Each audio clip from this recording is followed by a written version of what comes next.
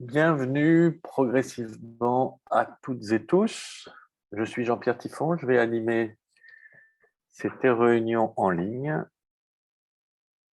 qui marque l'ouverture de la concertation sur le bus à haut niveau de service Pardieu 7 chemins.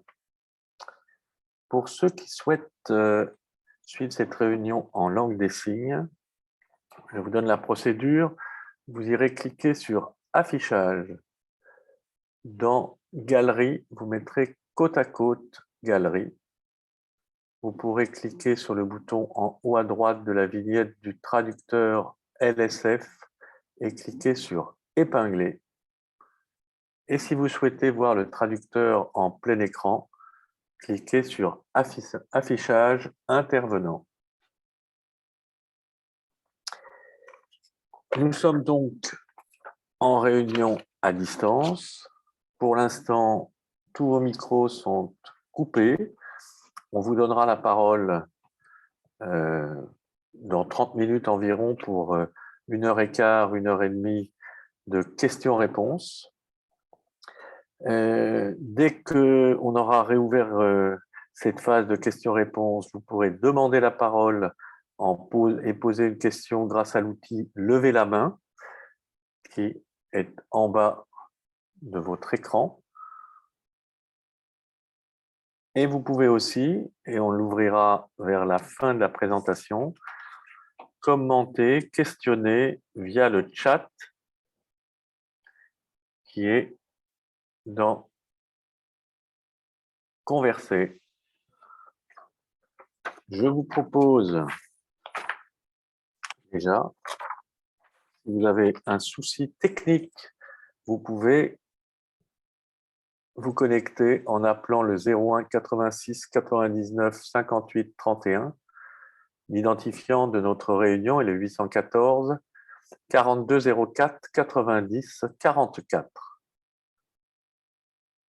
Pour commencer, avant de vous donner le programme de la soirée et la liste des personnalités présentes dans cette réunion, je vais vous demander de nous dire, vous qui êtes là en réunion, de nous dire de quelle commune vous êtes. Donc, vous allez pouvoir répondre. Donc, pour l'instant, ont répondu 23, 24, 29, 33, 30, 44, 44 sur 64.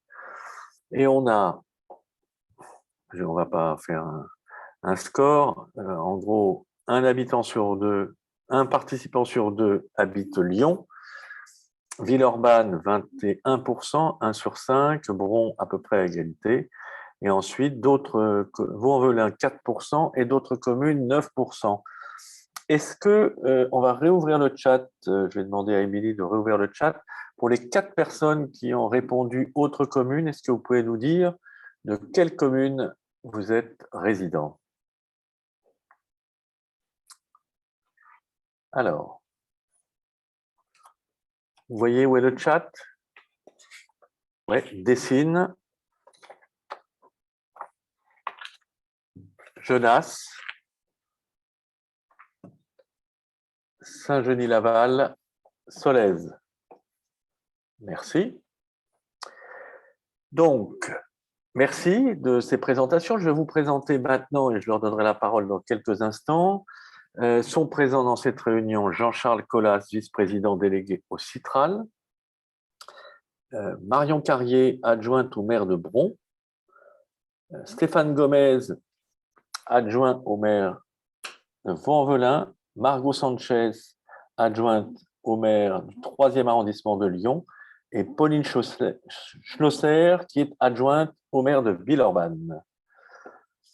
Le programme de notre... alors, sont présentés aussi, bien sûr, on va peut-être enlever, fermer le sondage, sont présentes aussi. La chef de projet qui prendra la parole et pourra répondre à toutes les questions sur la conception technique du projet. Alice Muller, elle présente aussi Caroline Prospero, directrice du développement, et Séverine Lardelier, responsable de la concertation. Je vais maintenant donner la parole à Jean-Charles Collas, vice-président délégué au Citral. Oui, merci. Bonjour à tous. Je suis particulièrement content d'ouvrir cette concertation par cette première réunion en ligne qui s'adresse au plus grand nombre. Merci aux élus qui sont présents et qui représentent toutes les communes concernées par ce projet. Et bien sûr, merci au service du Citral qui nous accompagne, vous présenteront tout le dossier du projet et répondront bien évidemment à la plupart de vos questions.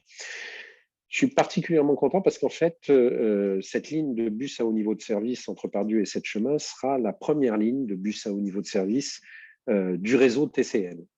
Alors, c'est un élément important. Elle traversera le 3e arrondissement, Villeurbanne, puis empruntera la route de Genasse jusqu'au carrefour des Sept-Chemins, à cheval sur Vaux-en-Velin et Bron. Elle répond à plusieurs objectifs. Le premier objectif, c'est d'offrir une liaison performante et confortable vers le centre, plutôt du centre vers l'est ou de l'est vers le centre de la métropole. Elle participe bien sûr à toutes les alternatives que nous développons dans le cadre de la mise en place de la zone à faible émission qui doit limiter la circulation des véhicules et des véhicules les plus polluants dans la métropole d'ici 2026. Et puis surtout, elle doit permettre, comme toutes les lignes fortes de transport collectif que nous mettons en œuvre dans le Citral, de repenser et d'embellir les espaces publics. L'arrivée du bus à haut niveau de service, comme pour un tramway, s'accompagnera d'une requalification de façade à façade, avec de la végétalisation, avec des mobilités douces et un cadre-vie amélioré tout le long du parcours. Et la route de Genasse, que certains d'entre vous connaissent sans doute encore beaucoup mieux que moi, bénéficiera directement de ces aménagements et sera bien sûr requalifiée. Elle deviendra une nouvelle entrée de ville. Pour ceux qui la connaissent, elle n'est pas tout à fait aujourd'hui dans ses critères d'esthétique et de confort. Alors, un petit mot quand même sur ce qu'est un bus à haut niveau de service, puisque c'est vraiment la question. En fait, un bus à haut niveau de service, c'est évidemment, on va voir des photos dans la présentation du dossier, comme un tramway. Il est aussi fiable qu'un tramway car il circule sur un site propre intégralement et dispose bien sûr de la priorité systématique au carrefour comme un tramway. Il est doté d'une vitesse commerciale qui est très intéressante, 15 à 20 km/h, ce qui est équivalent, voire parfois supérieur à certains tramways, mais aussi avec des fréquences élevées et d'une régularité garantie de 4h30 à 0h30 dans la journée. C'est un véhicule qui est spacieux et confortable, qui offre des conditions de voyage agréables avec des services en station, distributeurs, informations, etc., aménagement d'attente et des services à bord. Sa capacité d'accueil est évolutive, comme un tramway d'ailleurs. On peut effectivement remplacer les véhicules par d'autres véhicules plus grands. Et encore mieux qu'un tramway, il occasionne moins de nuisances, notamment sonores pour les riverains, puisqu'il roule sur pneus, sur son site propre, donc fait un peu moins de bruit que quand un véhicule roule sur rail, et il est à propulsion électrique. Ceux qui connaissent les trolleybus IMC qui circulent aujourd'hui sur la métropole ont été conçus pour limiter les nuisances, et c'est ce type de véhicule qu'on souhaite faire circuler sur cette ligne de bus à haut niveau de service. Voilà ce que je voulais dire en introduction. On va vous présenter le dossier, mais avant de vous présenter le dossier, je voudrais donner la parole aux élus des communes qui sont présents. Jean-Charles Collas, on va peut-être, même si vous venez déjà de donner pas mal d'informations sur ce qu'est un bus à haut niveau de service, on va peut-être quand même demander aux participants, avant de donner la parole aux représentants des autres villes, quel est leur degré de connaissance de ce projet de BHNS. Voilà. Alors, quel est votre degré de connaissance du projet de bus à haut niveau de service? Vous pouvez répondre de très bon, bon, partiel, je ne connais pas bien. Voilà. Donc, aujourd'hui,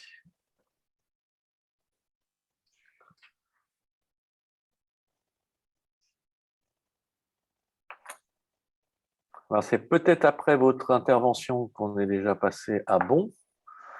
Voilà. Donc, on aurait très bon 10%, 6 personnes, bon 22, partiel 16 et 15 ne connaissent pas ce projet. Donc, on y reviendra plus précisément tout à l'heure avec la chef de projet. Mais je vais donner tout de suite la parole à Margot Sanchez, qui va nous dire, du point de vue de Lyon 3, voilà, quel est votre point de vue sur ce projet de BHNS. Marion. Je vous remercie. Bonjour à tous, bonjour à toutes. Déjà, je suis impressionnée de voir qu'il y a quand même 22 personnes qui connaissent bien le BHNS et les très bien aussi. Je suis ravie d'entendre ça, enfin de voir ça. Aujourd'hui, je vais représenter la voix des élus lyonnais et lyonnaises. Je suis donc adjointe à Madame la maire Véronique Dubois-Bertrand qui n'a pas pu être présente aujourd'hui et je suis en charge de la mobilité, des voiries et de la logistique urbaine. Ce projet présente pour le 3e arrondissement une véritable opportunité et de nombreux atouts. C'est d'une part la possibilité d'améliorer la desserte du quartier Pardieu en venant de l'Est. Et c'est quelque chose vers lequel nous souhaitons nous orienter. Et vous n'êtes pas sans savoir que le quartier Pardieu va connaître de nombreux bouleversements dans les années qui arrivent. C'est également l'occasion de requalifier la route de Genasse, qui était un enjeu fort de notre programme et qui était également une demande forte des habitants et habitantes du 3e arrondissement et notamment du quartier de Montchat.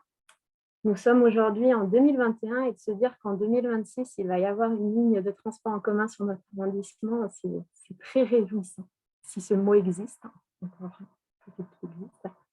Puisque pour ceux qui ne le font pas encore, allez participer également à la concertation sur le métro. Je vous invite à le faire et vous verrez que les dates qui sont annoncées sont bien plus loin. Donc là, de se dire que quelque chose va arriver rapidement et surtout d'ici la fin du mandat, c'est top. Bon, vous le savez, un projet de métro, donc c'est se projeter dans une quinzaine ou une vingtaine d'années. Et j'espère que... Non, pardon, je confonds toutes mes notes. Ah, pas de souci. Oui, j'ai eu un petit souci. On m'a imprimé 2 fois la même feuille. Bon, c'est pas grave.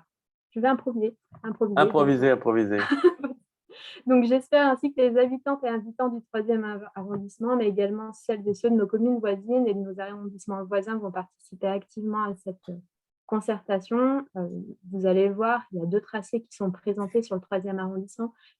Chacun de ces tracés ont des avantages et des inconvénients. Et nous en faisons la promesse avec les élus de Lyon et spécifiquement du 3e arrondissement de suivre le choix ou la voie qui sera portée lors de cette concertation. Je ne donnerai pas mon avis personnel ou même ceux d'autres élus, vraiment nous écoutons ce qui en ressortira. Et pour ceux qui auront l'occasion de venir également en physique, nous tenons un atelier le 15 novembre. Voilà. Exactement. Je laisse la parole. Merci beaucoup. Eh ben, je vais donner tout de suite la parole à ce moment-là à Pauline Schlosser pour Villeurbanne. Bonjour. Oui, bonjour. Bonsoir. Je me présente, Pauline Schlosser. Donc, moi, je suis adjointe au maire à Villeurbanne. Je m'occupe des déplacements, des mobilités, du stationnement. Je représente ce soir le maire de Villeurbanne qui n'a pas pu être présent. Donc, avec ce BHNS pour Villeurbanne, c'est la requalification d'une 4e porte d'entrée de Villeurbanne qui se profile. C'est une porte qui s'ouvre mieux vers l'est lyonnais. Donc, pour mémoire, en partant du nord vers le sud, la première porte, c'est la requalification de l'entrée de Croix-Luisée et du franchissement du canal qui fait l'objet d'ailleurs de la concertation du tram T9 qui a lieu en ce moment. La seconde porte, c'est Zola-Baratin, dont la requalification du cours Émile Zola est prévue l'année prochaine. La 3e porte, c'est Léon Blum avec le C3 qui a déjà été requalifié. Et puis, du coup, la route de Genasse, que, effectivement, comme l'a dit Margot, beaucoup de monde attendent. Et il y a une forte attente, notamment au côté apaisement.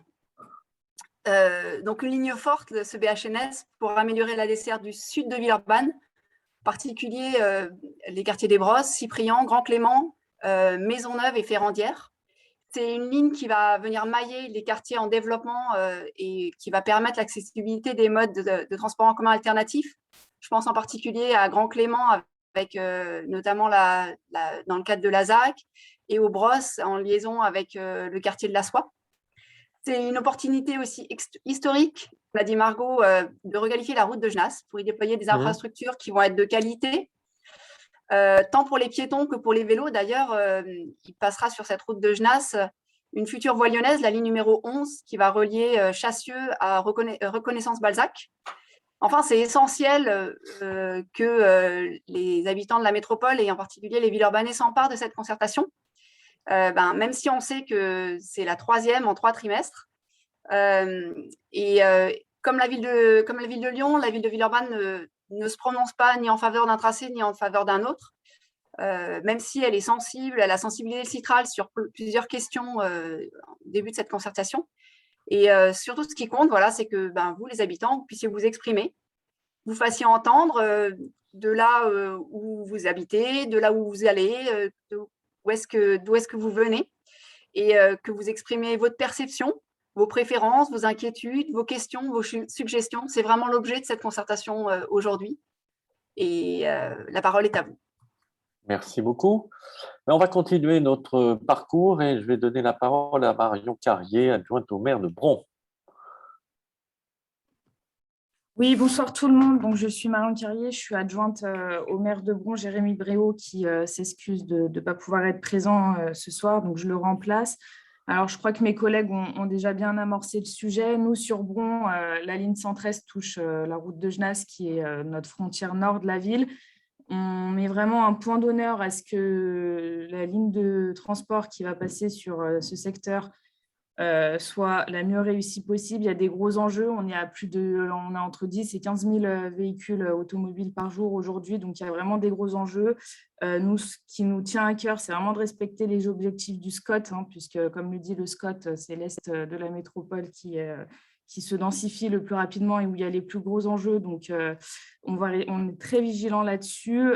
Pour nous, il y a un gros intérêt que tout se passe bien avec les différents usagers. Comme le disaient Pauline et Margot, ça va s'accompagner aussi des modes doux avec les vélos. Restera aussi un point de vigilance au niveau des commerces. Donc, n'hésitez pas à participer, à émettre vos idées sur comment peut se passer cet aménagement et pour que tout le monde puisse bien comprendre les enjeux de ce projet qui va changer la route de Genasse. Merci. Merci beaucoup.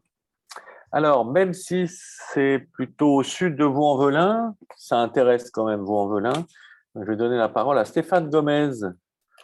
Oui, merci. Donc, Stéphane Gomez, premier adjoint à la maire de Vaux-en-Velin. L'avantage d'intervenir en dernier, c'est qu'effectivement, l'essentiel a déjà été dit, donc ça me permettra d'être rapide.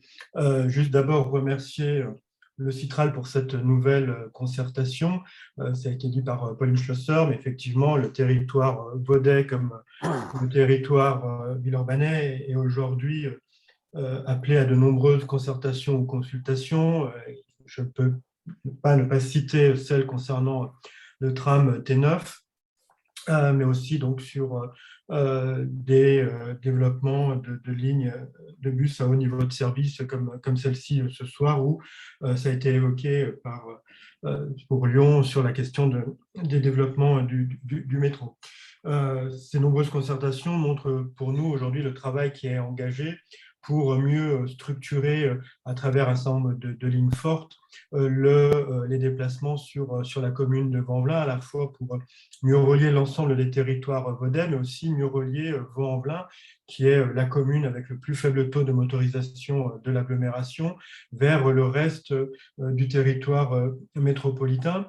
Et donc, même si cette ligne, celle dont on parle ce soir, qui est effectivement pour nous une ligne de frontière au sud de la commune sur la route de Genasse, n'est pas forcément celle qui va le plus desservir la ville de Vaux-en-Velin, elle reste un des outils du maillage qui se développe sur Vaux-en-Velin. Et puis, ça a été dit par Marion Carrier, c'est aussi l'occasion pour nous d'avoir une belle restructuration de cette route de Genasse, qui était jusqu'à présent une route dangereuse, minérale, et pas forcément une route que l'on pouvait utiliser au quotidien, si ce n'est en voiture. Et donc, ça doit être aussi à travers ces échanges et cette concertation, à travers ce projet de ligne 113 la possibilité d'avoir une amélioration aussi de deux espaces publics pour faire de cette rue non plus une frontière, mais plutôt un espace de rencontre et de partage. Merci beaucoup. Donc, on vient d'entendre et le point de vue du Citral et le point de vue des 4 communes concernées. Maintenant, je vais donner la parole à Alice Muller, qui est chef du projet BHNS. Donc, vous avez la parole pour nous présenter, et succinctement, mais vous restez toute la soirée pour répondre aux questions nombreuses qu'il va y avoir. Donc, merci à vous, Alice. Bonsoir à tous. Donc, Alice Muller, on peut passer à la diapo suivante. Donc, ce projet, c'est, comme Jean-Charles Colas l'a dit, un projet de nouvelle ligne forte du réseau TCL pour l'Est lyonnais. Une ligne forte, elle va se caractériser par une grande fréquence, notamment aux heures de pointe, une grande plage, une grande amplitude horaire de desserte et une grande régularité. Cette grande régularité, cette grande confiance, on va l'obtenir par des aménagements spécifiques qu'on appelle sites propres et par une priorité au feu. Ce qui permettra aux bus d'être totalement indépendants d'éventuelles congestions et de respecter leurs horaires. Une ligne forte aussi par un matériel confortable et des stations confortables, un matériel silencieux, non polluant, puisqu'alimenté électriquement, et une ligne forte par sa visibilité, entre autres par l'aménagement de ce site propre et de stations qui seront des stations type tram. Ce projet sera l'occasion, l'opportunité de réaménager un certain nombre de voiries, notamment la route de Genasse, on en a pas mal parlé, par de la végétalisation, de l'apaisement, un meilleur partage de la voirie, notamment en laissant des infrastructures de qualité pour les modes doux, les piétons, les cycles, et également en sécurisant tout ce qui est traversée piétonne. Voilà, dans les grandes lignes, en complément de ce qu'ont dit les élus déjà. Alors, est-ce que vous pouvez nous faire découvrir des vrais BHNS d'autres villes, par exemple? Alors, on va regarder des exemples. Jean-Charles Colas évoque un tramway sur pneus et en fait, voilà, pour illustrer un petit peu son propos, des exemples de BHNS dans d'autres villes qui, à l'exception des rails, effectivement absents, évoquent tout à fait le tramway. Avec une petite particularité à Metz, on est sur des bus biarticulés qui permettent d'avoir une capacité vraiment tout à fait équivalente à des trams, parce qu'on a du matériel roulant, comme on dit, aussi long qu'un tram.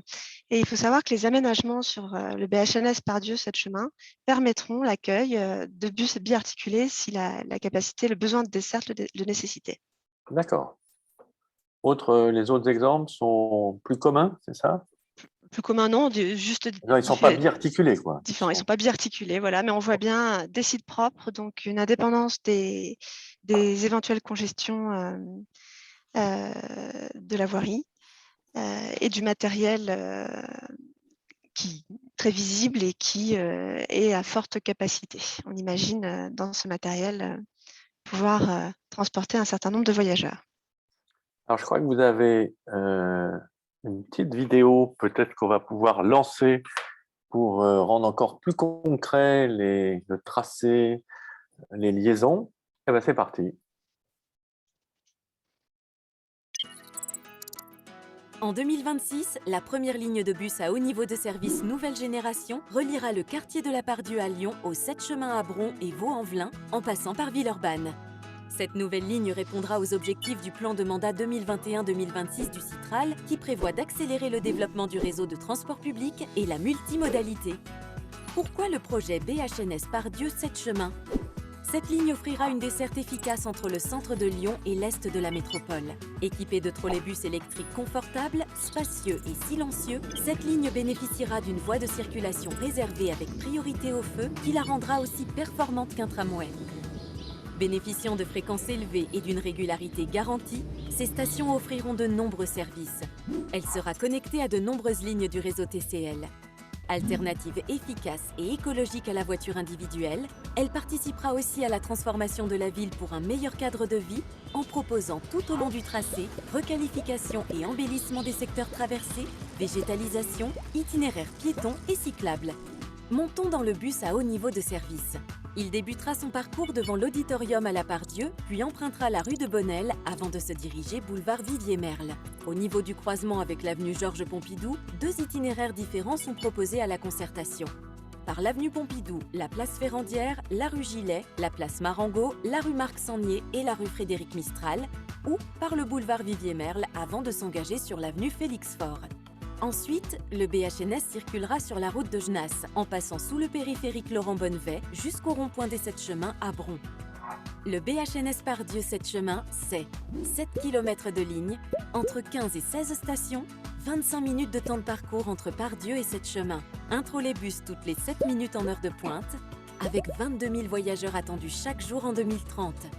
Votre avis compte. Le Citral organise une concertation préalable du 11 octobre au 19 novembre 2021. Informez-vous, participez au temps d'échange, donnez votre avis. Grâce à votre participation, le projet BHNS Pardieu 7 chemins pourra évoluer selon vos besoins.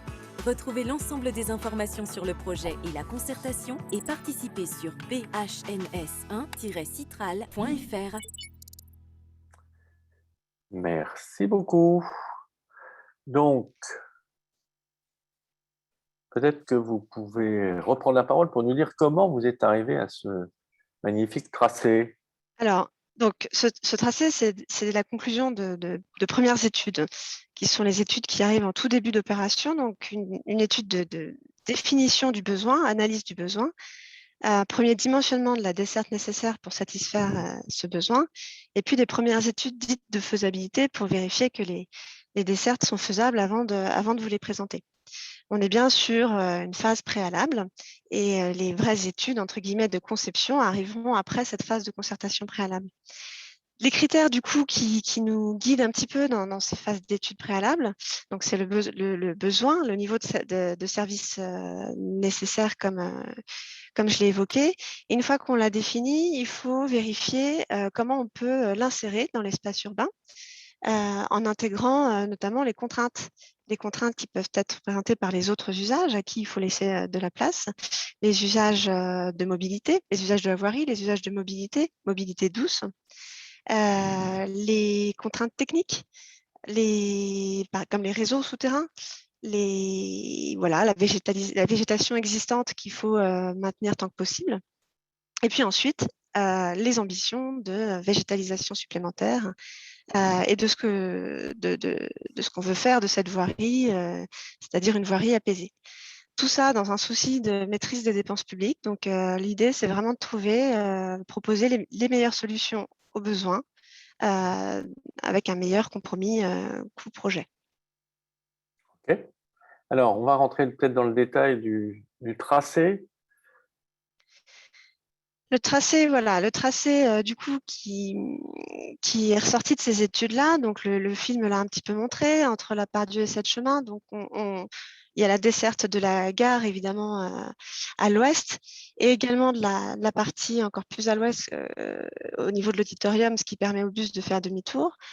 Ensuite, on part vers l'est, soit par l'avenue Georges Pompidou, soit par l'avenue Félix Faure. Et ça, c'est là-dessus, on vous invite vraiment à donner votre avis sur ces deux dessertes-là.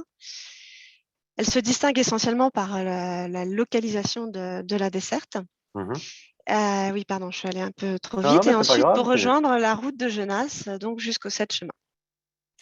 Et c'est cette route de Genasse qui va être, enfin, pas que également l'avenue Georges Pompidou et l'avenue Félix Faure, mais sur la route de Genasse, l'idée c'est vraiment de transformer, il y aura la plus forte transformation avec ce réaménagement de façade à façade, quand on compare avec la situation actuelle. Il y a 15 à 16 stations, c'est ça? Il y a 15 à 16 stations. Alors effectivement, pourquoi le chiffre n'est pas arrêté? En fait, les études ont montré des besoins de stations qui ont été évalués à peu près, mais d'un point de vue, on va dire, très théorique. L'idée, là, c'est de profiter de cette phase de concertation pour échanger avec les personnes qui vivent ces quartiers-là et évaluer leur pertinence et les préciser ensemble. Il y a notamment une zone où on se pose la question de faire 1 ou 2 stations. C'est la zone au nord juste à l'est du périphérique, où il y a une nouvelle ZAC à desservir, bien entendu, mais une centralité au niveau de la rue du Luxembourg qui a été identifiée également. Donc voilà, là, c'est vraiment ce type de sujet sur lequel nous souhaiterions échanger avec la population, les personnes qui vivent les quartiers, pour optimiser le programme. On est sur une ligne forte. Une ligne forte, ça veut dire qu'il ne faut pas trop d'arrêts, mais il faut quand même parce qu'un arrêt ralentit et fait perdre de la performance, mais il faut quand même qu'on desserve toutes les centralités identifiées. En faisant un calcul mental, je me dis, c'est quoi? C'est une station tous les 500 mètres? C'est l'ordre de grandeur. Ok, d'accord. Les 500 mètres, c'est 7-8 minutes à pied? Ouais, voilà. Voilà. Ça, Ça sera beaucoup moins en bus en tout cas. Ah oui, oui, sûrement. Ok. On va peut-être regarder les thématiques qu'il faut traiter dans cette phase de concertation. Donc, il y a les tracés, bien sûr, le tracé des variantes. Le tracé, ces variantes. Les stations, j'en ai parlé. Alors, j'ai parlé du positionnement, mais également les services qu'on souhaiterait voir aux stations. Ouais. L'insertion du BHNS. L'insertion, c'est-à-dire, est-ce qu'on veut beaucoup de végétation? Est-ce qu'on veut des passages piétons encore plus sécurisés? Voilà, il y a tout un tas de sujets. Il y a également les autres usages de la voirie, et comme le stationnement. Les connexions avec les autres modes de transport, c'est vrai que j'en ai pas parlé sur la carte du tracé, mais l'idée c'est de les optimiser, de les maximiser. Là, on va croiser le T3, on va croiser, à la Part-Dieu, on croise tout un tas d'autres actes de transport. On va croiser T6 qui est en train d'être prolongé, qui va être prolongé. Donc ça, c'est aussi des sujets sur lesquels il faut qu'on échange. Le partage de la voirie avec les modes doux, quelqu'un l'a évoqué. Alors, il y aura des aménagements cyclables tout le long du tracé, ça c'est certain. Il a été évoqué la future voie lyonnaise numéro 11 qui va suivre le tracé du BHNS sur une bonne partie de la route de Genasse. Les modes doux, c'est également les piétons. Voilà, quelle place on veut donner à chacun. Le cadre de vie, la végétalisation. Les petits points, ça veut dire que... Il y a d'autres sujets possibles. Voilà, c'est-à-dire que si d'autres sujets, si certains veulent s'exprimer sur d'autres sujets, c'est tout à fait possible. Nous, c'est vraiment ceux-là qu'on a identifiés et sur lesquels on aimerait avoir des contributions. Alors, un point sur le calendrier du projet. Vous nous avez parlé de 2026. Dans le film, on parle de 2026. C'est-à-dire, on en est où là? On en est où? Donc, tout à l'heure, j'ai évoqué les premières études, donc les études de faisabilité. Aujourd'hui, c'est la concertation préalable. Tout ça, c'est ce qui permettra de confirmer le programme. Le programme, donc début 2022, après délibération, sur le bilan de la concertation. À ce moment-là, on désignera un maître d'œuvre. Le maître d'œuvre, c'est la personne qui fera les études de conception et qui suivra la réalisation avec les entreprises en phase travaux.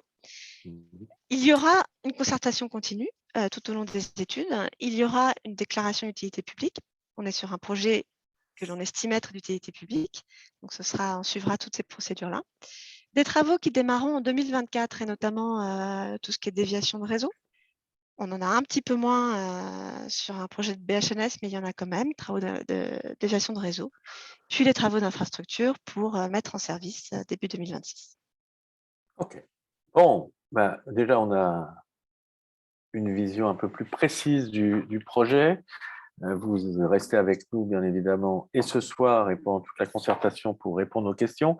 Je vais passer la parole à Séverine Lardelier, qui est responsable de concertation, et qui va nous dire la concertation BHNS, comment elle se déroule. Bonsoir à tous et merci d'être avec nous ce soir. La concertation démarre aujourd'hui. C'est le temps 1 des échanges avec vous. Elle va durer 6 semaines et nous emmener au 19 novembre. L'objectif pendant ces 6 semaines, c'est vraiment de travailler avec chacun d'entre vous, en groupe ou en 2 à 2 lors des stands mobiles, pour recueillir des avis, des contributions sur les tracés étudiés, les conditions d'insertion pour éclairer la décision, alimenter le maître d'œuvre au démarrage de ces études. Demain, on continuera de travailler avec vous tout au long du projet, avec une délibération du futur établissement public local début 2022, donc c'est le futur Citral, et puis des échanges notamment sur les sujets de services, d'intermodalité et de tout ce qu'a évoqué Alice, et puis des thématiques qui vont émerger pendant ces 6 semaines de travail conjoint. Donc voilà, les dates sont remises. Les outils. Alors, vous avez un dossier qui est accessible sur la plateforme web participative BHNS 1-du6citral.fr. Vous avez aussi un essentiel, c'est un 24 pages pour comprendre très rapidement à quoi sert et ce que c'est que cette concertation pour quel projet. Et puis, le dépliant du projet qui a été boîté. Donc, j'espère que certains d'entre vous l'ont reçu. C'est vraiment pour ceux qui habitent proche du linéaire et il y a un petit questionnaire qui va avec. Donc, le questionnaire, vous le retrouvez sur les stands mobiles, dans vos mairies et dans les espaces de contribution et puis aussi chez vous en lettres T.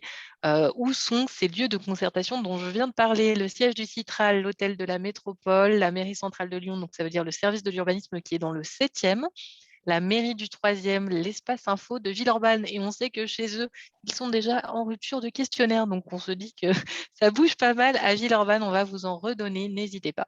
La maison des services publics Cyprien-les-Brosses, l'hôtel de Gilles de Vaux-en-Velin, la mairie annexe au sud à Vaux-en-Velin et l'hôtel de Gilles de Bron. Si vous vous rendez dans des espaces type mairie annexe sud de Vaux-en-Velin ou espace info de Villeurbanne, vous pourrez continuer à contribuer sur nos T9 et T10 jusqu'au 23 octobre. Je continue à faire un petit peu de pub pour nos concertations en cours.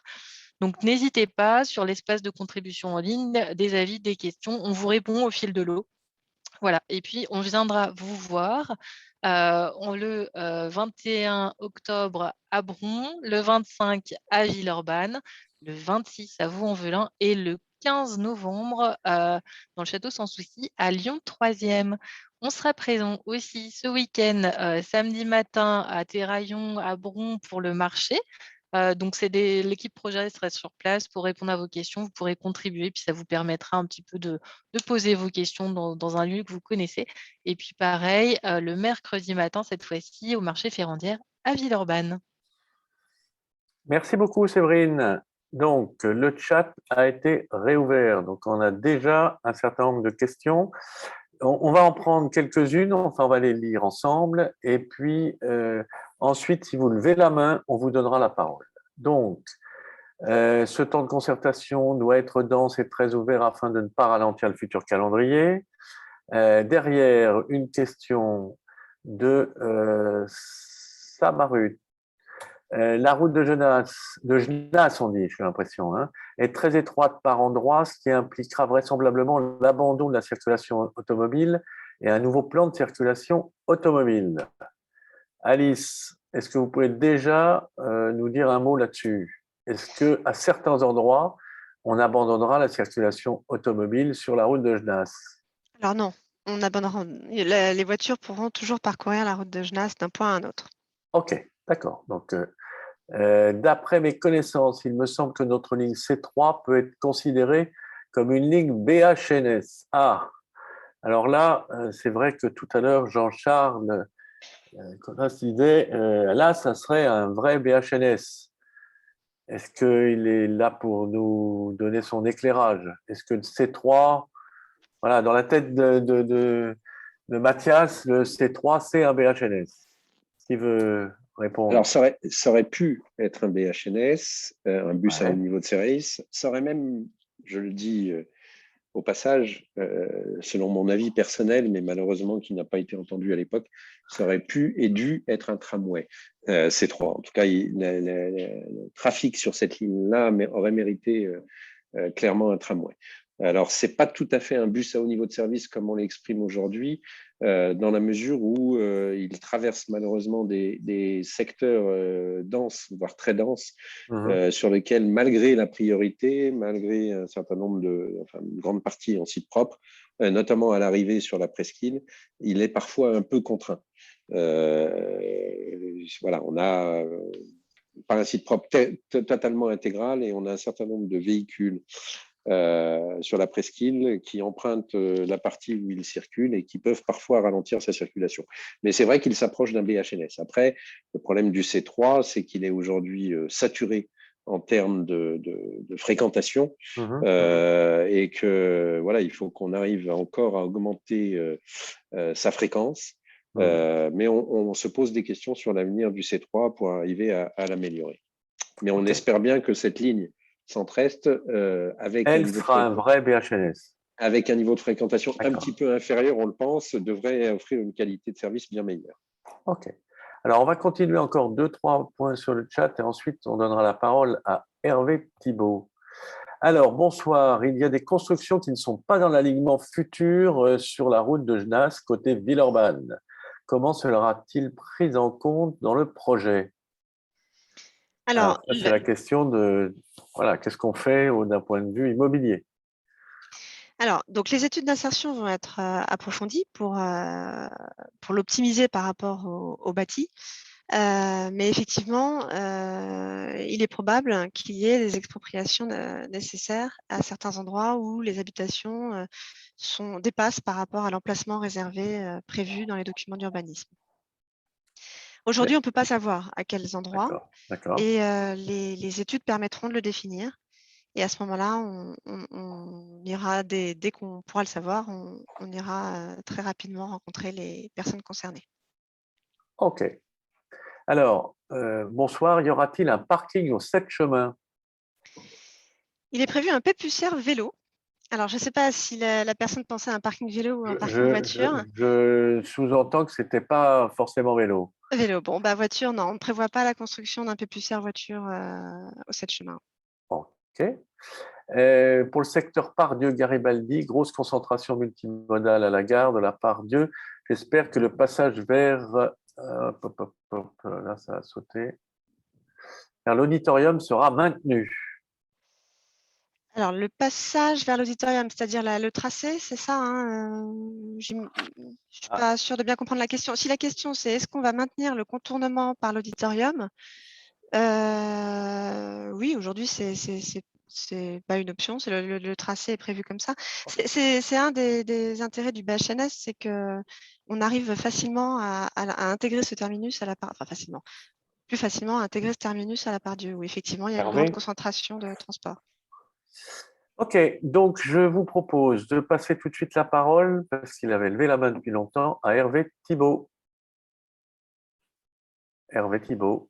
Oui, vous m'entendez? Donc Hervé Thibault, bonsoir.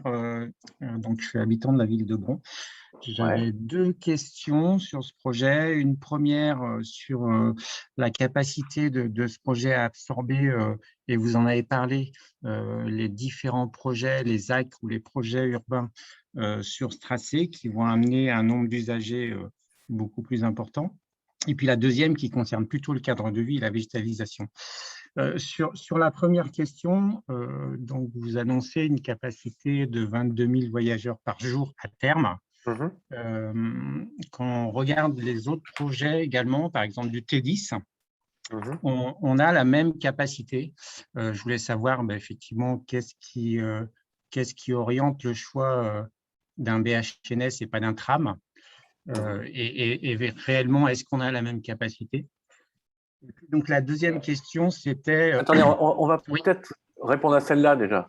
Oui. Si je puis me permettre, ce n'est pas la capacité. 22 000, ce n'est pas la capacité. C'est l'estimation du nombre de voyages qu'on aura à la mise en œuvre du service. Et c'est exactement la même chose qu'on prévoit sur T10. Effectivement, on prévoit 22 000 voyages jour. Mais la capacité d'un tramway comme d'un BHNS, d'un bus à haut niveau de service, est nettement supérieure à 22 000 voyages par jour.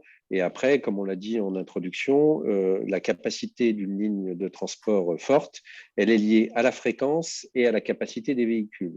Et donc, comme on l'a dit au début de la réunion, on peut augmenter la capacité des véhicules en les allongeant, comme pour du tramway, et on peut augmenter la fréquence aussi, comme pour du tramway. OK. Est-ce que ça répond à votre question sur la capacité? Mais vous disiez, puisque c'est à peu près équivalent à T10, pourquoi on n'a pas un tramway? Alors, juste peut-être avant, non, parce que allez-y. Ce n'était pas tout à fait clair. Quand vous dites 22 000 voyages et pas 22 000 voyageurs, quelle différence vous faites? En fait, en général, on utilise les deux termes pour dire la même chose. C'est une erreur, on parle de voyage. La plupart du temps, mais ce n'est pas le cas à 100%, un voyageur fait 2 voyages par jour. Il part le matin, il rentre à un autre moment de la journée. Donc, on préfère parler de voyage que de voyageurs. C'est plus juste, même si quand on utilise le terme de voyageur, on dit la même chose. Effectivement, je n'ai pas répondu à la fin de votre question sur, du coup, pourquoi est-ce qu'on fait un BHNS et pas un tram? D'abord parce que le bus à haut niveau de service a exactement les mêmes caractéristiques qu'un tramway en termes de fiabilité, de régularité, de capacité, de rapidité. Il peut même être un peu plus rapide.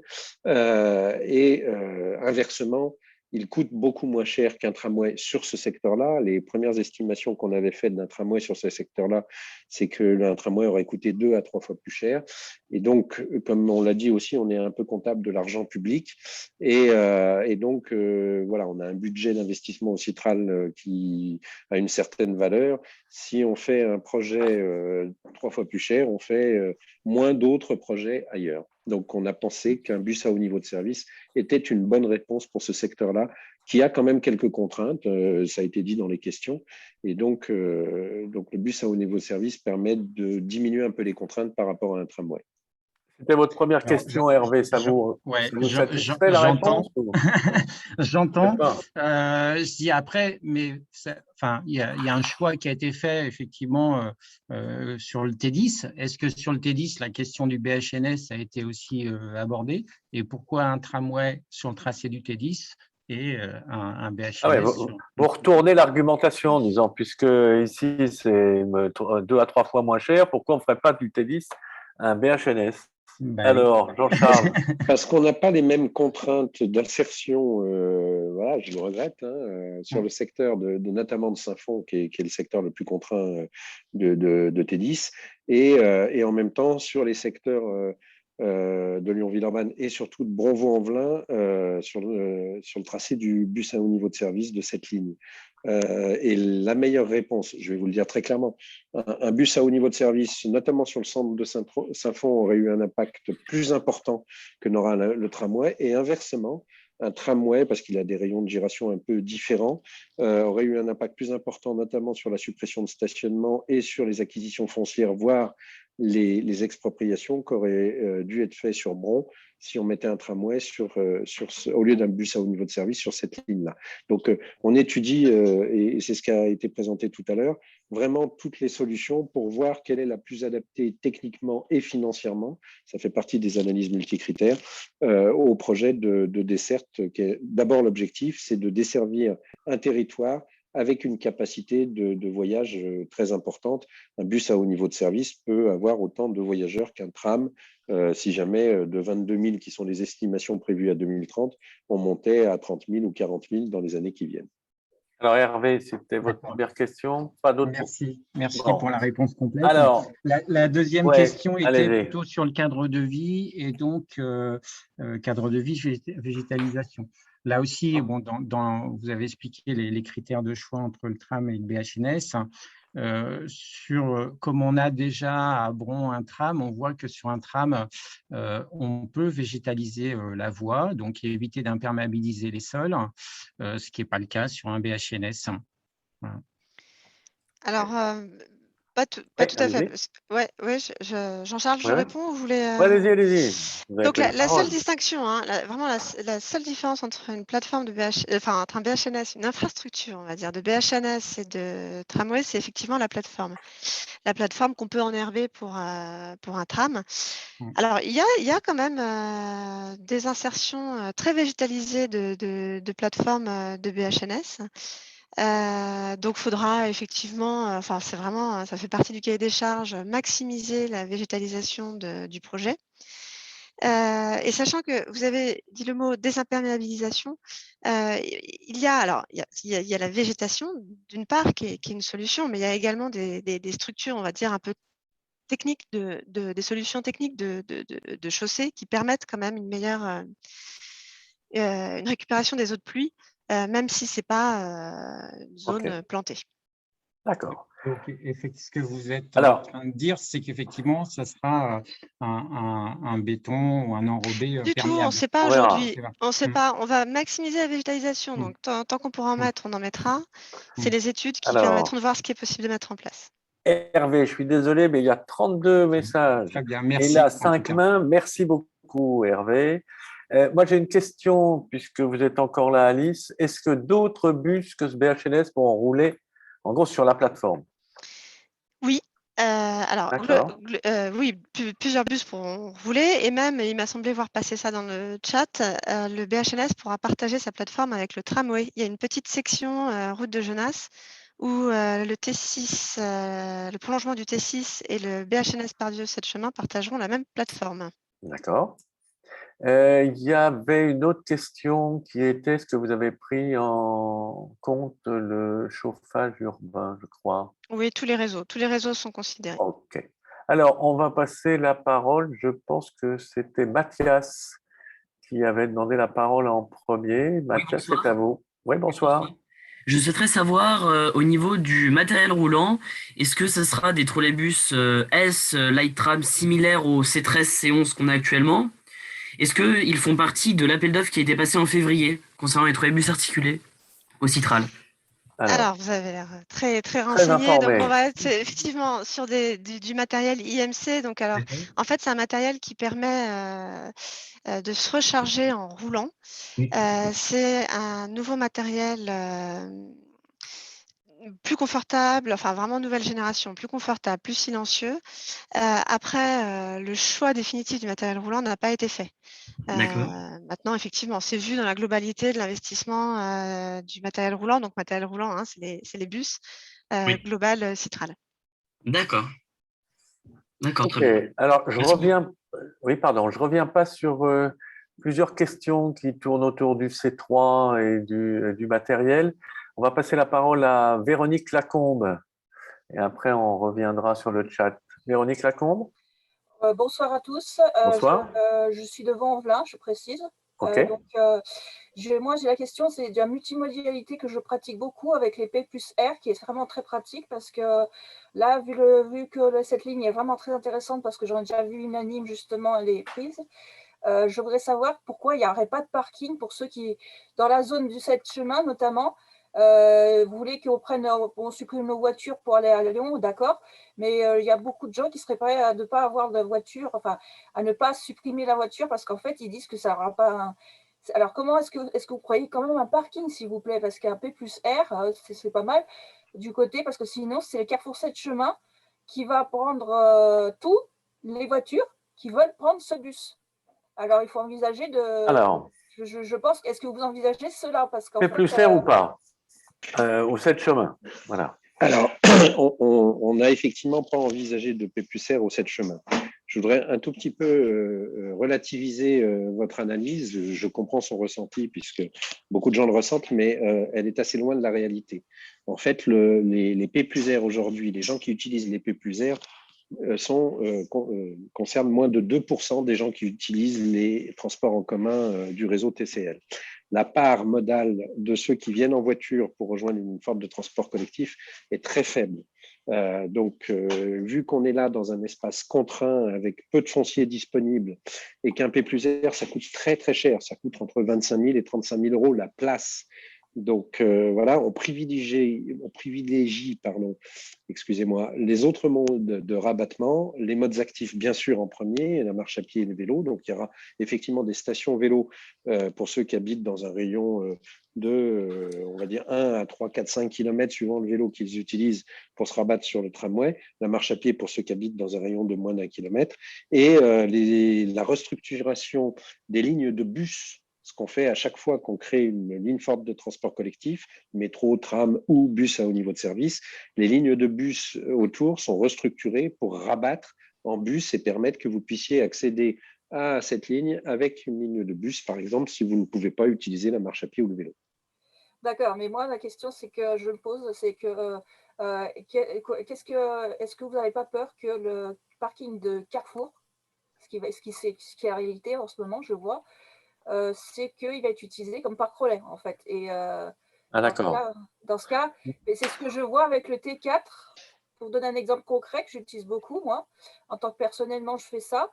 Et je trouve que c'est parce qu'en fait, j'habite au Vaux-en-Velin village, pour dire, donc ce qui est très, très, très, très enclavé. Il est impossible d'aller au 7 chemin directement. Et du coup, le problème, c'est que si je veux aller en bus avec cette super ligne, je ne peux pas. Il faut que je passe par 3 bus, et je perds du temps. Je fais plus d'1 heure au lieu de mettre 30 minutes, au lieu de mettre la rapidité entre-temps. Voilà, quoi. Et j'aimerais savoir, moi, ça m'inquiète pour ce commerce parce que… attendez, là c'est une autre question. Vous dites, attention, le parking de Carrefour… Qu'il n'y ait pas de place, et puis où est-ce qu'il va débarquer, en fait, c'est ça. Je réponds très rapidement, puisqu'il y a beaucoup de questions. Pour ce qui est donc je note votre questionnement sur le désenclavement, pardon, de vos villages, et puis je pense que Stéphane le note aussi, et quand on va travailler avec les élus, avec la population dans le cadre de la concertation sur la réorganisation du réseau de surface, c'est-à-dire des bus en rabattement, on le prendra en compte. Et pour ce qui est du parking de Carrefour, à chaque fois qu'on prolonge une ligne forte de transport collectif ou qu'on crée une ligne forte de transport collectif, on a un impact sur le stationnement privé. Malheureusement, nous, on n'a aucun moyen d'intervenir sur ce stationnement privé, que ce soit des copropriétés ou des centres commerciaux. C'est à eux de mettre en place une réglementation de leur parking.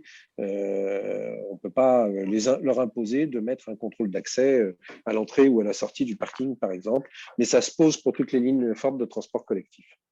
Alors, Jean-Charles, je profite de la discussion autour des 7 chemins.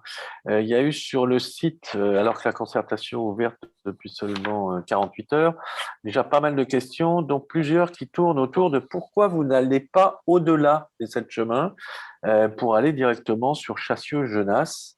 Voilà, donc il y a cette question qui est posée.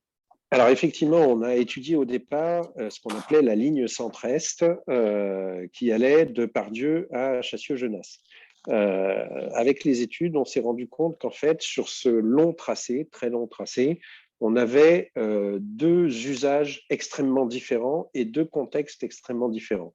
On avait un usage très dense entre Pardieu et 7 chemins, avec beaucoup de voyages, donc on a estimé à 22 000 voyages jour au lancement de la ligne, et un secteur urbain très dense où il fallait absolument faire un site propre intégral pour que la ligne puisse fonctionner correctement, sinon elle était coincée dans la circulation.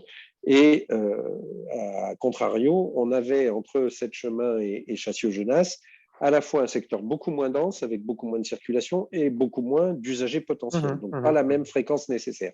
Donc on a décidé, avec les élus des territoires, de couper cette ligne en 2. Donc on fait un bus à haut niveau de service entre Pardieu et 7 chemins, et on va faire par ailleurs un bus amélioré. On va en discuter encore, on est dans la phase d'étude avec les élus de Genasse-Chassieux en particulier, un bus pas à haut niveau de service parce qu'il ne sera pas en site propre intégral, mais qui sera un bus quand même très rapide et très efficace et avec une cadence forte entre Genasse-Chassieux et 7 chemins, et qu'on va même prolonger à la soie, en tout cas c'est notre vision aujourd'hui, en nous disant qu'en coupant cette ligne en 2, on permet aussi de rabattre les gens de Genasse-Chassieux à la fois vers 7 chemins et à la fois vers Vaux-la-Soie, où il y a quand même la correspondance avec T3 et le métro A. Merci beaucoup. Donc, on va peut-être passer la parole. Je pense que c'est Léa qui était en attente la première. Léa. Oui, bonjour Léa. Bonjour, excusez-moi, je ne suis pas très douée avec l'ordinateur. C'est pas grave. Voilà. Moi non plus. Bonjour à tout le monde. Moi, j'habite au quartier Cyprien, qui est très méconnu de l'Urbanet, donc les autres encore plus, je pense. Donc, on va être desservi, donc ça, c'est une bonne nouvelle, surtout on a le T6 qui arrive. Alors, j'espère bien qu'il y aura un arrêt à Kimmerling, pas trop loin côté périphérique, on va dire, parce que dans notre petit quartier de Cyprien, nous n'avons aucune ligne bus ni aucun transport. De plus, comment dire, vous parlez du multimodal, du déplacement. Pensez également au déplacement pour les PMR et les personnes qui ont des mobilités réduites, pas forcément un fauteuil, mais des petits comme moi ou des personnes âgées qui se déplacent difficilement. Ce serait super intéressant pour aller au 7 chemins, d'ailleurs, avec sur la ligne. Et ma dernière question, c'est est-ce que vous avez fait Madame, encore chez son nom, soyez bien, Pauline, excusez-moi, je suis votre nom. Pauline Professeur. Tout a été pris en compte et en considération parce que la route de Genasse est très proche de l'avenue Paul Crugère et l'avenue Paul Crugère est directe du périphérique et donc qui est parallèle à cette route de Genasse. Donc nous allons avoir un rebord de circulation sur cette route qui est déjà très très importante. De la route de Genasse avec 11 000 à 14 000 véhicules jour. Nous, on est à 10 000 véhicules jour, donc 400 camions. Donc, nous observons déjà actuellement le pont Émile Zola, la rue de Honflum et la route de Genasse quand elle est en travaux. Donc, il y a pensé à ne pas laisser toute la circulation sur cette pauvre route de Genasse, de route de Paul-Plugère qui va encore absorber tout. Ok, merci beaucoup Léa. Quelqu'un veut apporter des précisions? Oui, pardon, ouais, allez-y. Oui, juste dire alors que effectivement le quartier Cyprien est en bordure de la route de Genasse et je pense que ça a bien été identifié. L'objectif c'est pas de créer du report dans des voies qui sont pas adaptées à de la circulation. Et je pense que le Citral, Alice Miller pourra confirmer, mais le Citral sera bienveillant par rapport à ça et il fera bien attention. Okay. Avec les collectivités concernées, c'est certain, c'est quelque chose qu'il faut étudier. Et sinon, c'était pour rassurer, je n'ai pas pu voir le nom, je suis désolée, je n'ai pas très bien entendu, mais effectivement, il y aura bien une station près de Kimmerling et bien entendu, les mobilités, enfin, les trottoirs, enfin, tout, voilà, tout est pris en compte, quel que soit d'ailleurs le profil. Je pense que c'était Léa qui nous parlait. Tout à fait. Et j'ajouterais juste pour Léa 2 choses. La première, c'est que cette période de concertation s'ouvre pour que justement vous puissiez faire remonter toutes vos remarques et vos propositions. Donc ce soir, c'est la réunion de lancement, mais il va y avoir, ça a été présenté tout à l'heure, Séverine l'a présenté. Il va y avoir plusieurs réunions, vous pouvez laisser les contributions, etc., participer aux ateliers. L'objectif de l'ensemble de ces lignes fortes de transport collectif, c'est de diminuer le nombre de voitures qui circulent. Si on met 22 000 voyages jour dans cette ligne de bus à haut niveau de service, ça veut dire que normalement, on devrait avoir dans ce secteur 22 000 voitures qui circulent en moins. L'objectif, c'est pas de rajouter des gens nouveaux qui vont se déplacer en plus des voitures. Donc, ça devrait limiter très fortement les risques de déport de circulation sur d'autres avenues parallèles. Alors, avant de passer la parole à Mathieu, la concertation ne fait que commencer, mais il y a déjà une discussion sur pourquoi ne pas terminer la ligne, non pas au 7 chemins, mais au carrefour de l'avenue Georges Pompidou. Et donc là, il y a toute une discussion sur le chat, mais je pense qu'elle sera reprise dans une des réunions territoriales. Alors, on va passer la parole peut-être à Mathieu Poncet. Mathieu. Oui, vous m'entendez? Alors, c'est Mathieu. Du coup, ce sera Valérie Poncet. Ah, bon. Oui, je me disais. Donc, je Bonjour, me Valérie. présente, j'habite sur la commune de Bron, sur le secteur des Genêts, donc à proximité de la route de Genasse. Ouais. Et je m'interrogeais sur le fait que vous auriez pu proposer un tracé via les hôpitaux Est qui aurait permis en fait de les desservir et désengorger la route de Genasse et le stationnement aussi qui en découle, et ainsi désenclaver le quartier des Genêts, et notamment avec la création d'une passerelle qui est au-dessus du périph', qui est très attendue par les habitants en termes de déplacement et en mode doux. Donc vous, votre remarque, c'est pourquoi ne pas être un peu plus au sud, c'est ça?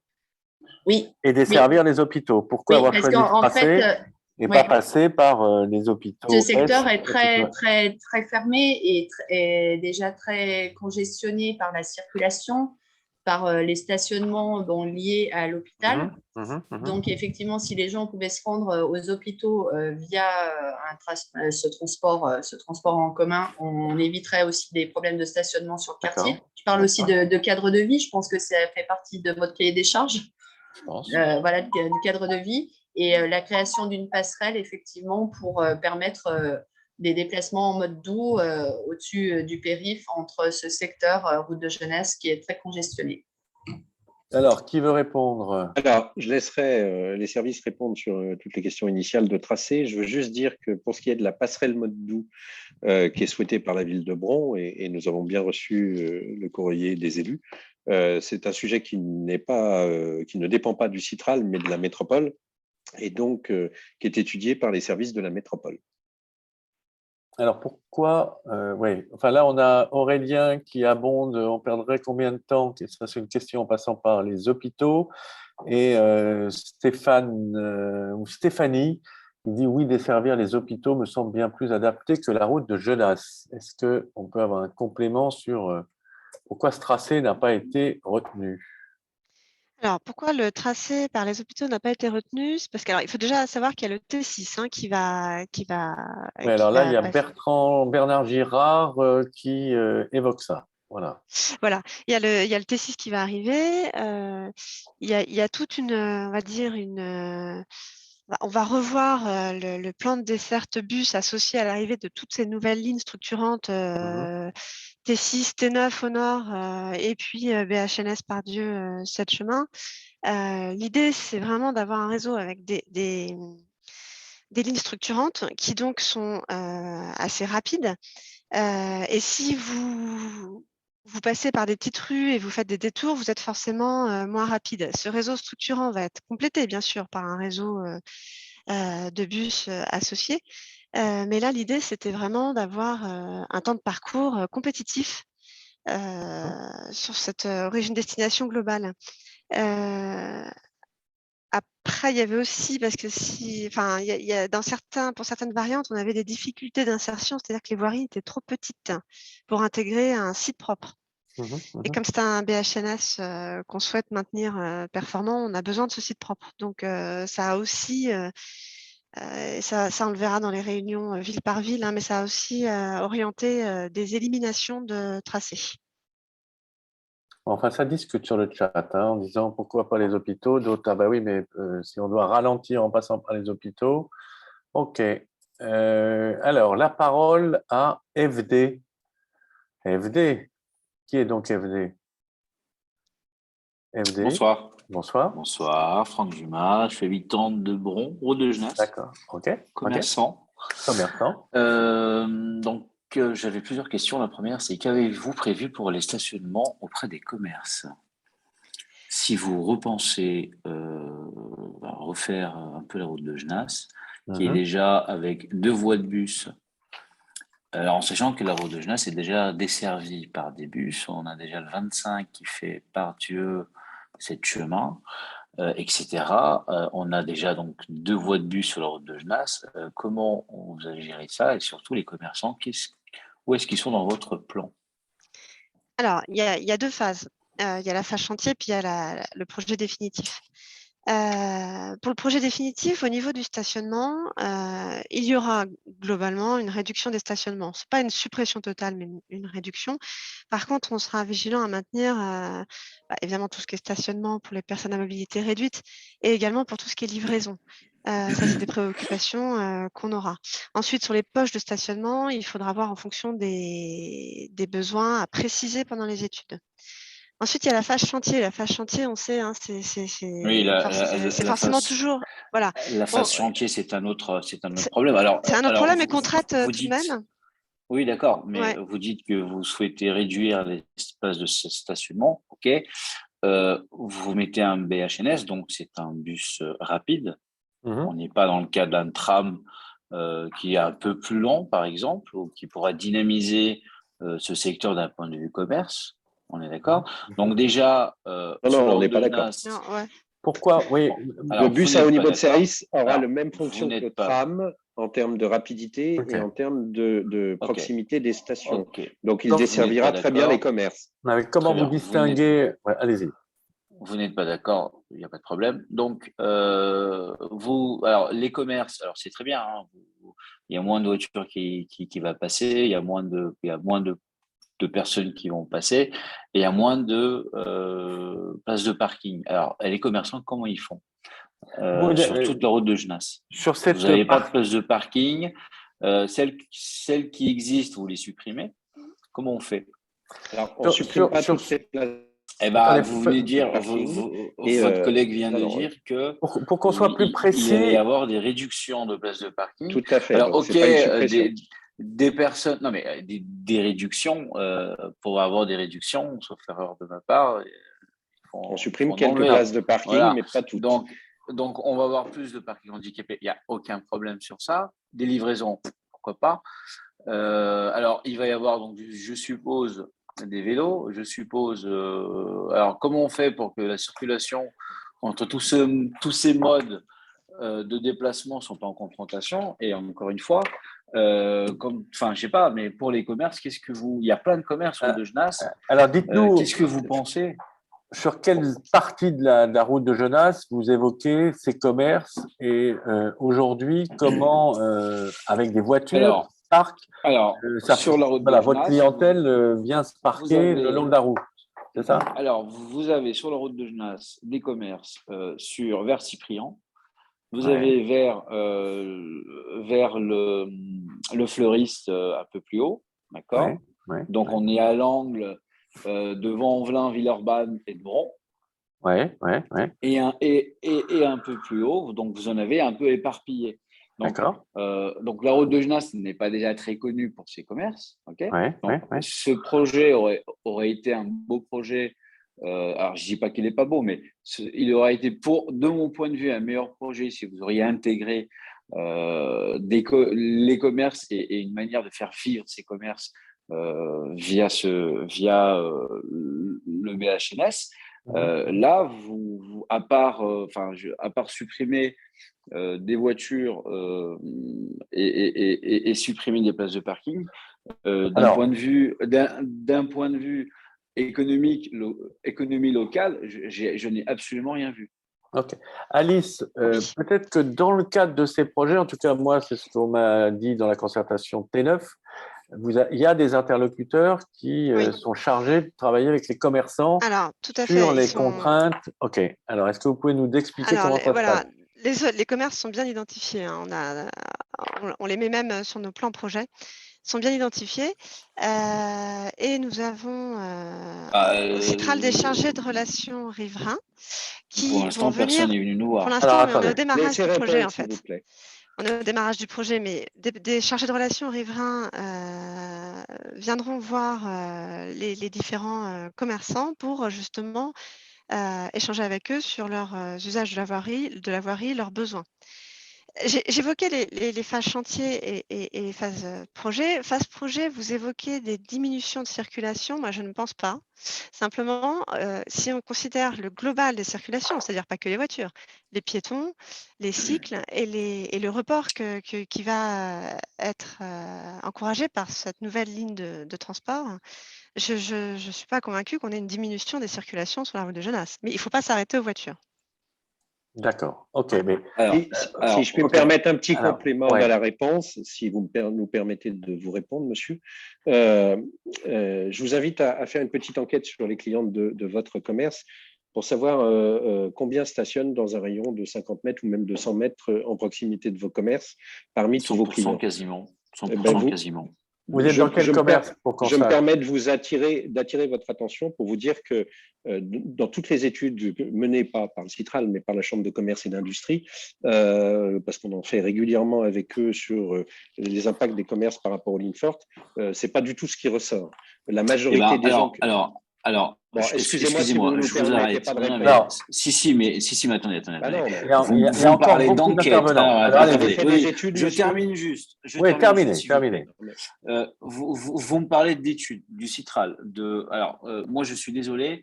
Je suis ici depuis 20 ans. Ok, alors personne n'est venu faire une étude ici.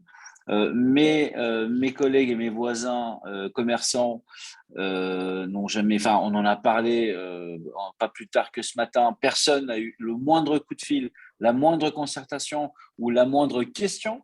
Ok, on a juste eu une personne qui est passée hier, je crois, pour déposer une affiche. C'est la seule. Donc vous venez si vous voulez après coup, tout est ficelé. Alors je ne sais pas si tout est ficelé ou si votre projet est en cours d'élaboration et donc il va pouvoir être modifié selon ce que va vouloir les riverains et éventuellement les commerçants. Je ne sais pas, mais moi j'ai plutôt l'impression qu'on vient plutôt nous présenter un projet qu'une concertation. Vous interrogez. Okay. Voilà, que nous interroger. Si vous voulez, on se monte en association avec les commerçants, venez nous voir et puis on va discuter. Il n'y a aucun problème. Alors, on va trouver des solutions. Quelqu'un peut prendre rendez-vous? Oui, alors bonjour à tous. Donc, effectivement, ce soir, nous sommes dans une première phase de rencontre. Ce que je vous disais tout à l'heure, on est dans le temps 1, effectivement. Et aujourd'hui, on vous présente un projet qu'il est de cette façon. Donc, il y a 2 alternatives sur Lyon, mais sinon, effectivement, il y a un seul tracé. Donc, dans le cadre de ce projet, déjà, on vous invite à venir. Les réunions publiques communales, elles sont bien ouvertes aussi aux entreprises, aux commerçants. Elles ne sont pas que pour des individus riverains. Donc, déjà, venez nous voir lors de ces réunions-là si vous êtes disponible. Et ensuite, effectivement, ce que vous disiez tout à l'heure, Alice Muller, donc on a quelqu'un qui est un chargé de relations riverains. Donc ça s'est déjà fait sur le tracé du T6 Nord, par exemple. Effectivement, vu que notre équipe n'est pas non plus elle n'est pas à géométrie variable, donc ensuite on a fait faire T9 et cette personne va pouvoir travailler avec vous sur le BHNS. Donc, ce travail-là, il va être réalisé. Nous, on n'a pas encore de maître d'œuvre, là, ce que vous disiez, Alice, tout à l'heure sur ce projet. Donc, c'est pour ça qu'on prend notre temps un petit peu plus sur ce BHNS et qu'on ne l'a pas priorisé sur ce travail-là de relevé de contraintes. Donc, la personne qui aura ça à faire va l'entamer à partir de la mi-novembre, puis ça va courir sur le premier trimestre 2022.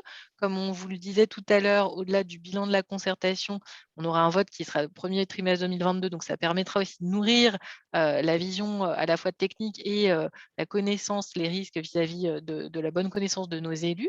Donc, il y a bien ce travail-là qui va être mené. Et donc, cette personne, elle vous contactera un à un par relevé de contraintes. Si vous créez une association, c'est très pratique parce que du coup, ça nous permet de voir plusieurs personnes en même temps et puis d'avoir une information comme on l'a fait hier matin pour le T9 sur Villeurbanne et sur Vaux-en-Velin pour les commerçants associés à la thématique T9. Donc, vous aurez un mail tout à l'heure, je l'ai donné, qui est le BHNS 1-6@citral.fr. Donc, pardon, il y a le BHNS 1-6 contact@citral.fr. Et donc, ça, si vous voulez, ça vous permet vraiment d'échanger avec nous. Nous, c'est notre petite équipe projet. Donc, c'est en direct comme ça et on peut monter des rendez-vous au fil de l'eau pour vous réexpliquer les éléments. N'hésitez pas. D'accord. Donc, rendez-vous est pris pour que on creuse cette question en direct avec les commerçants. Alors, je vais donner la parole. Et si vous me permettez, je vais devoir vous quitter pour une autre réunion, mais les autres élus et les services continueront de répondre, bien évidemment.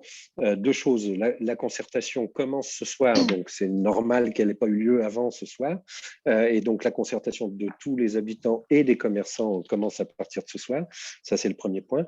Et deuxièmement, je vous invite à vous renseigner auprès de la Chambre de commerce, par exemple, ou auprès des associations de commerçants qui ont eu des lignes fortes de transport collectif, que ce soit du tram ou des lignes fortes de bus, qui ont été mises en place devant leur secteur et qui ont supprimé des places de stationnement.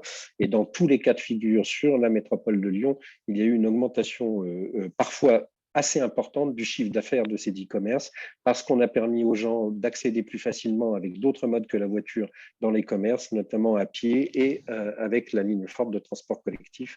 En tout cas, c'est ce qu'on a vu dans tous les secteurs où on a fait ce type de travaux. Merci encore pour vos questions. Beaucoup. Alors, on va passer la parole à Vidé. Alors, c'est Vidé de vidéo, de Vidé. Oui, bonjour. Ah, c'est toi. Ouais, bon, alors on va passer à quelqu'un d'autre. Reynald Bono, pardon. Reynald? Oui, je vous demande une question. Est-ce qu'on peut savoir de quel quartier? Villeurbanne. OK. Ferrandière, d'ailleurs. OK. On est concerné. On a lu dans le journal de Villeurbanne que ce projet était un projet qui devait aller à Saint-Colas et non pas s'arrêter à 7 ou 7 chemins. D'accord. Alors, Saint-Colas, c'est aéroport, je dis. Oui, la question est finie ou? Oui. Ouais. Alors, en fait, donc à l'origine, la jeunesse de ce projet dans les documents de planification, qui sont des documents qui sont, enfin des études qui sont faites très en amont, avait été effectivement identifié un besoin de desserte, mais de manière très très macro, entre Pardieu et la zone de l'aéroport. Pas tant pour desservir l'aéroport en termes de point de départ d'un grand voyage, mais pour les gens qui y travaillent, pour le quotidien. Les différentes études d'opportunité, de faisabilité qui ont été faites, Jean-Charles Collas en a un petit peu parlé, ont montré en fait deux besoins de desserte différents. dans 2 contextes très différents. Et c'est pour ça qu'il a été décidé de séparer cette desserte en 2 projets. Donc, le projet de BHNS par-dessus 7 chemins dont on parle ce soir, et un deuxième projet qui sera en correspondance à 7 chemins, mais qui viendra du PM de la Soie, du pôle d'échange multimodal de la Soie, et qui partira jusqu'à la zone de l'aéroport. C'est-à-dire qu'il faut, mais si on prend le BHNS, il faudra changer à 7 chemins, rechanger à la Soie pour aller jusqu'à l'aéroport. Non, non, changer simplement à 7 chemins. D'accord. En fait, c'est loin d'être le principal besoin de desserte, et du coup, effectivement, des choix ont été faits pour améliorer le plus gros volume, en fait. Mais forcément, voilà, ça fait une correspondance entre à 7 chemins, alors qu'on va étudier. Pourquoi pour la Soie? Pourquoi on passe par la Soie? Alors, on prenait le tram, non, à ce moment-là, non? Alors, effectivement, si vous voulez aller de Villeurbanne à l'aéroport, je ne pense pas que BHNS plus ligne de l'Est lyonnais sera la solution la plus rapide. Mais il y a bien donc la première desserte, le premier besoin de desserte qui était identifié de Pardieu jusqu'à Satelas a été distingué en 2 besoins de desserte et en 2 réponses différentes. Le Pardieu-Satelas, ça existe déjà? En tram? Ouais. Oui. Mais c'est pour ça que du coup, là, en fait, ce qu'il fallait surtout, c'était desservir l'Est lyonnais et pas tant Pardieu aéroport, quoi. C'est pas ce qu'on lit dans le journal de Villeurbanne. Ok, donc il va falloir demander au journal de Villeurbanne je commenterai modifier. quand même. Comment un commentaire, la métropole ne s'arrête pas à 7 chemins. Non. Donc il y a quand même beaucoup de gens qui habitent dans la 2e ou 3e couronne, je ne sais pas. Ok, d'accord. Alors, moi je voudrais en tant qu'animateur faire un tout petit point parce que je vois que les esprits ont tendance, mais c'est peut-être l'époque, à s'échauffer sur le chat. Bon, je pense que FD a fait sa prise de position. Il n'y a pas besoin de lui dire qu'il est que dans le contre. Je pense que c'est bien. Il a expliqué son point de vue. Je pense qu'il a été entendu par les responsables de la concertation et que lui, comme d'autres commerçants, vont pouvoir être rencontrés ou participer aux réunions de territoire pour s'exprimer. Je pense qu'il faut, chacun s'exprime comme il le peut, comme il le veut, mais respectez-vous les uns les autres, ça sera plus agréable pour tous. Alors, on va se tourner, Reynald, on avait donné la parole à Reynald, Farid Youyar, ou Youar, je ne sais pas comment on prononce Farid. Youyar, oui, Youyar, pareil, pas de problème. Ok. Moi, j'ai 2 questions. Alors, moi, je suis côté Lyon, proche reconnaissance Balzac. Et alors, de ce côté-là, la route de Génas, c'est vraiment très utilisée et très bruyante. Je voulais savoir, donc tout à l'heure, vous avez répondu comme alors, le BHNS est un bus qui a besoin d'un site propre pour bien fonctionner. De ce côté-là, je ne comprends pas comment vous pouvez dire que vous allez pouvoir mettre un site propre et permettre la circulation aux voitures. Ça, c'est ma première question. Alors, il y a des zones où on réduit vraiment toutes les largeurs au max pour tout faire rentrer. Exemple, si on peut être... il faut des chiffres. Non, mais dans quelle zone là? Dans cette zone-là. Paris dit, voilà, là, Ouais, sur cette zone-là. Ouais. Dans cette zone-là, on va vraiment réduire, donc ce sera des trottoirs peut-être un peu moins larges, des voiries moins larges. Donc, on est d'accord, ça va venir contre les piétons, contre les poussettes? Non, c'est-à-dire qu'on aura toujours des largeurs acceptables. À la toute fin, alors j'ai précisé qu'on maintenait la circulation. Il y a des zones qui sont en sens unique, hein, dans la partie est de la route de Genasse. C'est une zone qui sera en sens unique et du coup, vous maintenez des trottoirs tout à fait acceptables pour les piétons poussettes, mais moins larges,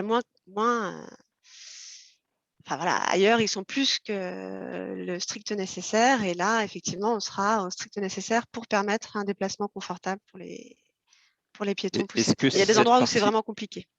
Est-ce que cette partie-là du projet est ouverte aussi à la concertation avec les riverains? toutes les parties, c'est-à-dire que vraiment, il ne faut pas hésiter. Mais Là, vous parlez au détriment des piétons. Tout à l'heure, on avait un témoignage plutôt au détriment des voitures.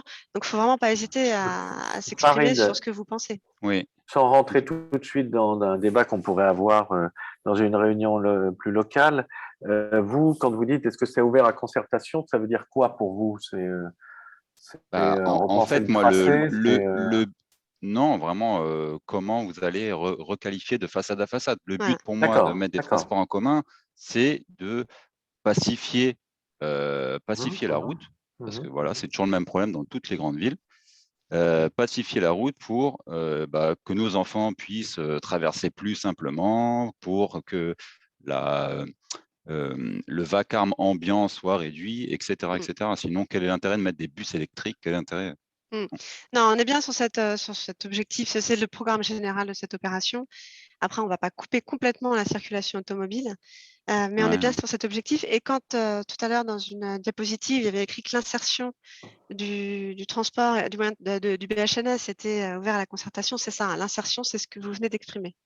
Ok, d'accord. Alors, oui, j'ai juste une une deuxième question. Le bus est censé être électrique.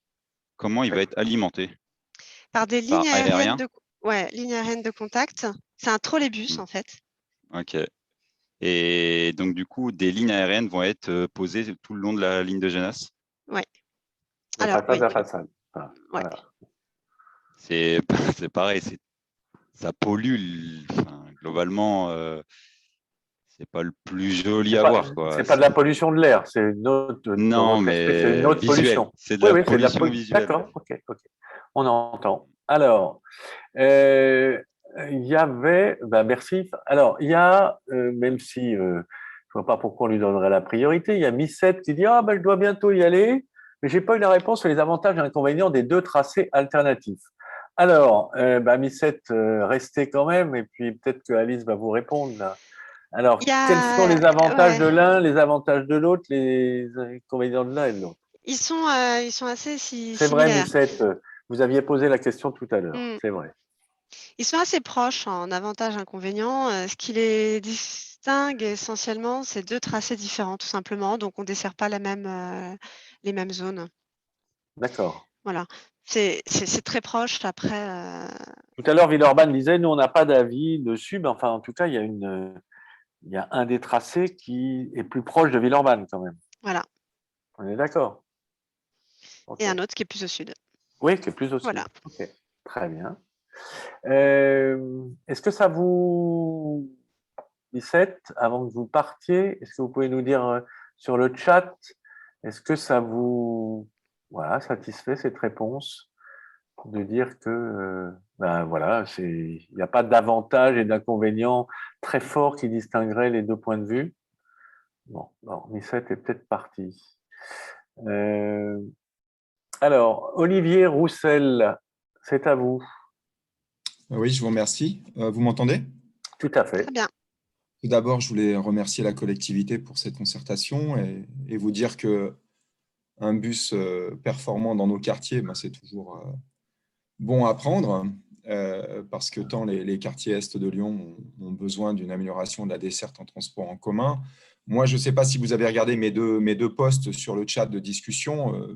Mon sujet un petit peu, c'est de parler ce serait de questionner la collectivité sur le parti pris du projet, non pas pour ce qui concerne le matériel roulant ou le tracé, quoique, mais est-ce qu'il y a un parti pris fort pour faire en sorte que ce projet soit concilié avec un parti d'aménagement qui fait la part belle au cheminement piéton, aux espaces publics, rétablir aussi des places, on manque de places dans nos quartiers, et à ce titre, rétablir aussi la possibilité d'avoir du lien social, des discussions, des fêtes, des commerces avec des beaux trottoirs bien dimensionnés devant chez eux.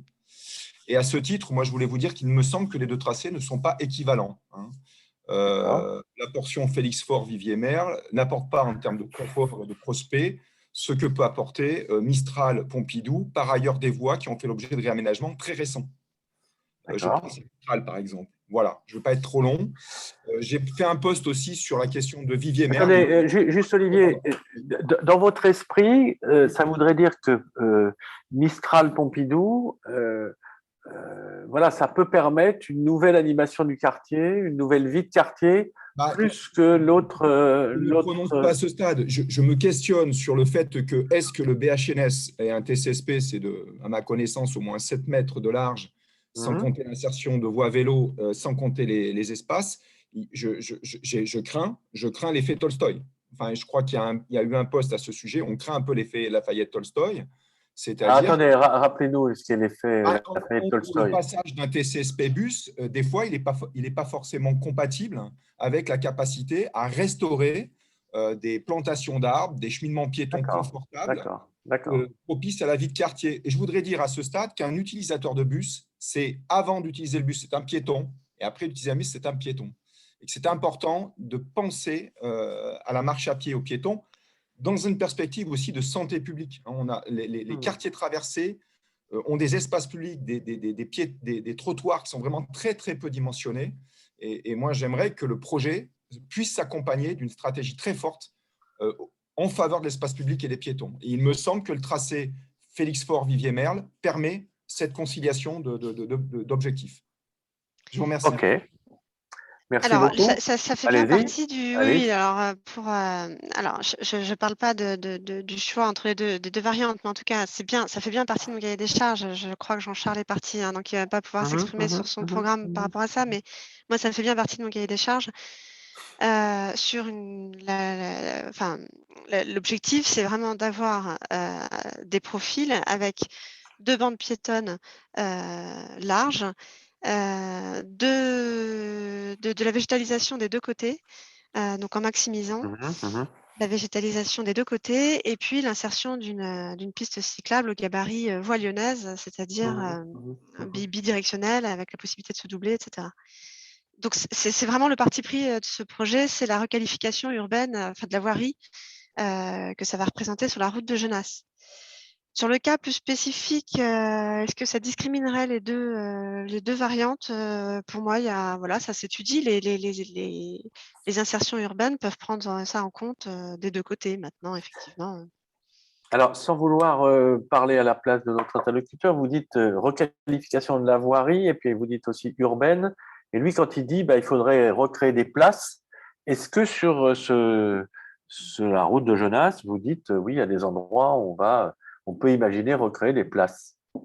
Alors, nous, Citral… Vous vous occupez de la voirie, vous, uniquement, de la voirie et puis dans l'emprise de cette voirie. Après, d'accord. Est-ce qu'il y a d'autres opportunités? Ça, c'est à regarder, mais ça sera pas… Voilà, c'est quelque chose…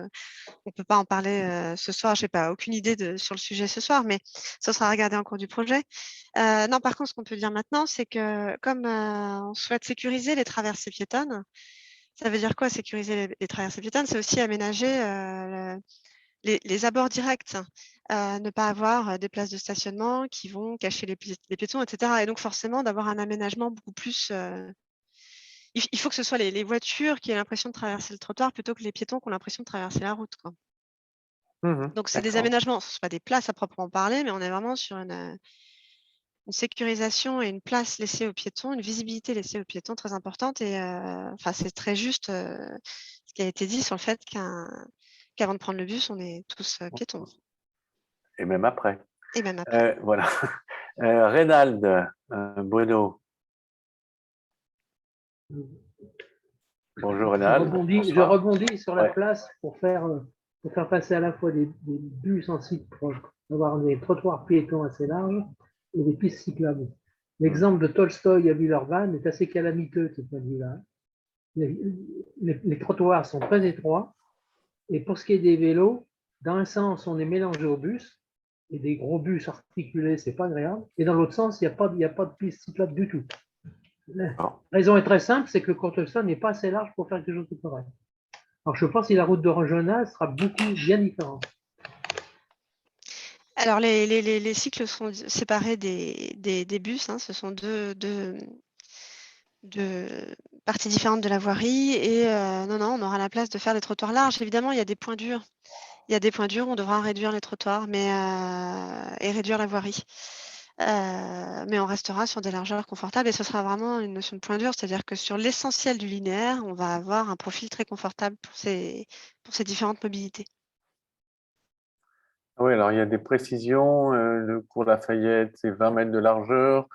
Et ailleurs, le cours Tolstoï, c'est 13-14 mètres, ce qui expliquerait un certain nombre de difficultés. Et alors, il y a eu une discussion aussi sur le chat, vous avez parlé d'alimentation trolleybus, et d'autres gens disaient, bah oui, mais pourquoi on n'aurait pas des bus qui se rechargeraient leur batterie en bout de ligne et non plus alimentés par trolley? Alors, ça, je ne sais pas si au niveau des présences, parce que là, c'est une stratégie globale Citral de matériel roulant. Je vais être un petit peu. Je ne sais pas si quelqu'un peut répondre à cette question. Ok, bah on peut peut-être la garder aussi Ouais, ou alors on la garde pour une prochaine réunion et pour répondre sur le site. Mais bon, il y a 2-3 personnes qui ont soulevé ça. En plus, comme un interlocuteur a parlé de pollution visuelle en disant c'est gênant, donc là, ça relance cette discussion.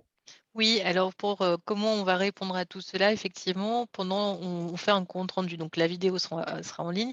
Après, on en fait un compte rendu et nos comptes rendus sont un peu longs à sortir parce qu'en fait, on liste par thématique l'ensemble des questions du chat et on y répond. Donc ça vous permettra déjà d'avoir un premier degré. Et puis après, effectivement, au fil du temps 2 de la concertation continue, on pourra ouvrir certains sujets. Alors, question précise de Mikna, et après on passera la parole à Pierre-Louis et Caroline. Je reviens sur ma question au sujet de la desserte du lycée de l'automobile Émile Béjuit, route de Genasse. La ligne 25 transporte le matin en 25 minutes les élèves en provenance de Gare Pardieu, Lyon et Villeurbanne. Quel sera le temps de trajet avec le BHNS entre Pardieu et le lycée? Alors, je vais pas. J'ai les temps globaux. Il faudrait que je cherche dans mon doc les temps précis. Est-ce que c'est une réponse que je peux apporter a posteriori? Parce que je ne connais pas tous les temps entre chaque station par cœur. Et là, vous savez où est le lycée à peu près? Oui, oui, ça c'est bon, mais par contre, je ne vais pas. Alors, D'accord. je demande à un ami pas loin s'il peut chercher en Oui, ah bah parallèle. voilà, c'est comme à Voilà. la télé. Je demande à un ami. Et oui, Jean-Pierre. Allez, je demande à un ami. Bah, allez-y, demandez à un ami, puis Voilà, et vous puis donnerez la je réponse. propose qu'on avance, et puis quand on a OK. l'info, on la donne. Alors, il y a Pierre-Louis et Caroline. Alors, Pierre-Louis ou Caroline, ou Pierre-Louis et Caroline? Oui, bonjour. Merci de nous laisser un peu la parole, hein. C'est la première fois moi, que j'assiste à ce type de consultation, du coup, et donc je vous en remercie bien.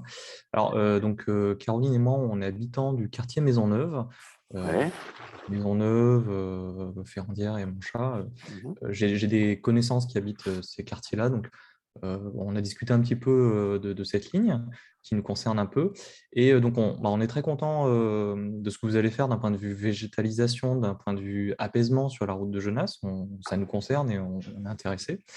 On se pose par contre davantage de questions sur le terminus côté Lyon, qui est donc Pardieu, sur pourquoi ce terminus et est-ce que ultérieurement il serait possible de le repousser ou d'aller plus loin.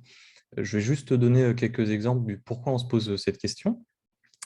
Par exemple, donc pour quelqu'un qui habite à Maisonneuve ou Montchat, on a donc le tram T3 qui passe donc pas très loin, et ce tram en fait il va déjà à Pardieu et c'est déjà son terminus. Et nous quelque part, du coup ça nous fait déjà une destination finalement assez proche et qui s'arrête du coup à Pardieu. Là où on a par exemple aussi sur les hypothèses qui sont proposées, donc un passage sur Georges Pompidou, qui est l'itinéraire aujourd'hui emprunté par le C9, qui emprunte aussi la route de Genasse, il me semble. Et, sauf que le C9, lui, va aller jusqu'à Bellecour, par exemple.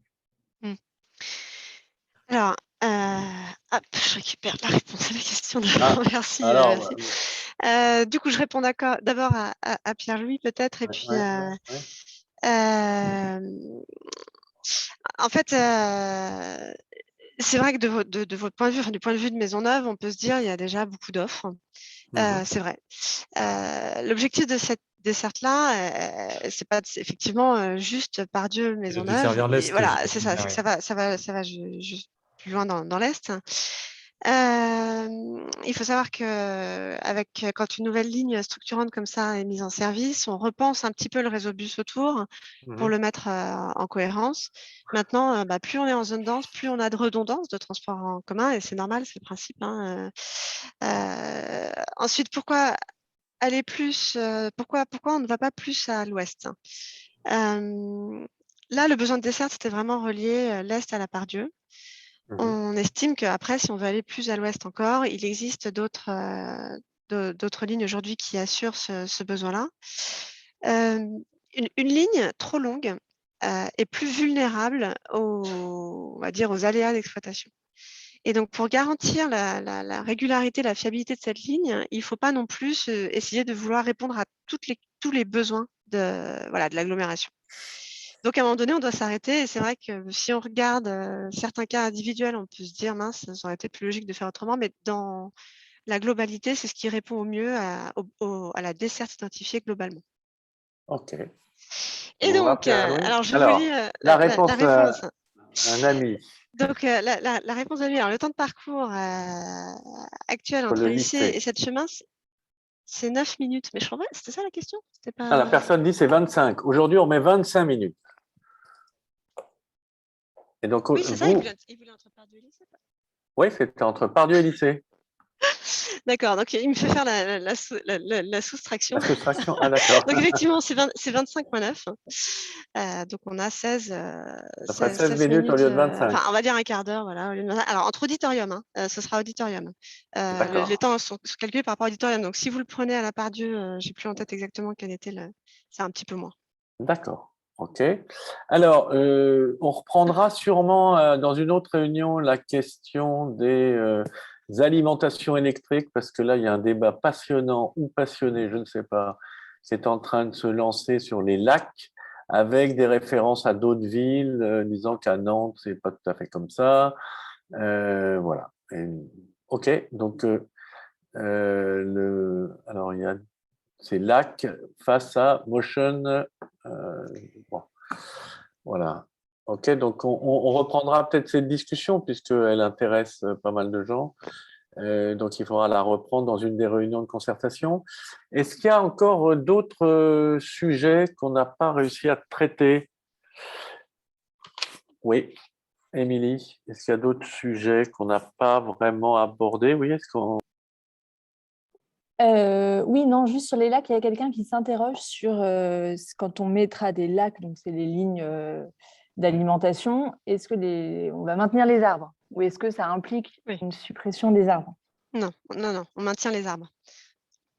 On se débrouille pour être, enfin les ancrages ne correspondent pas aux arbres, mais sont entre deux arbres et en fait la ligne peut être en continu au centre de la voirie. Non, ça n'a pas d'impact sur la végétalisation.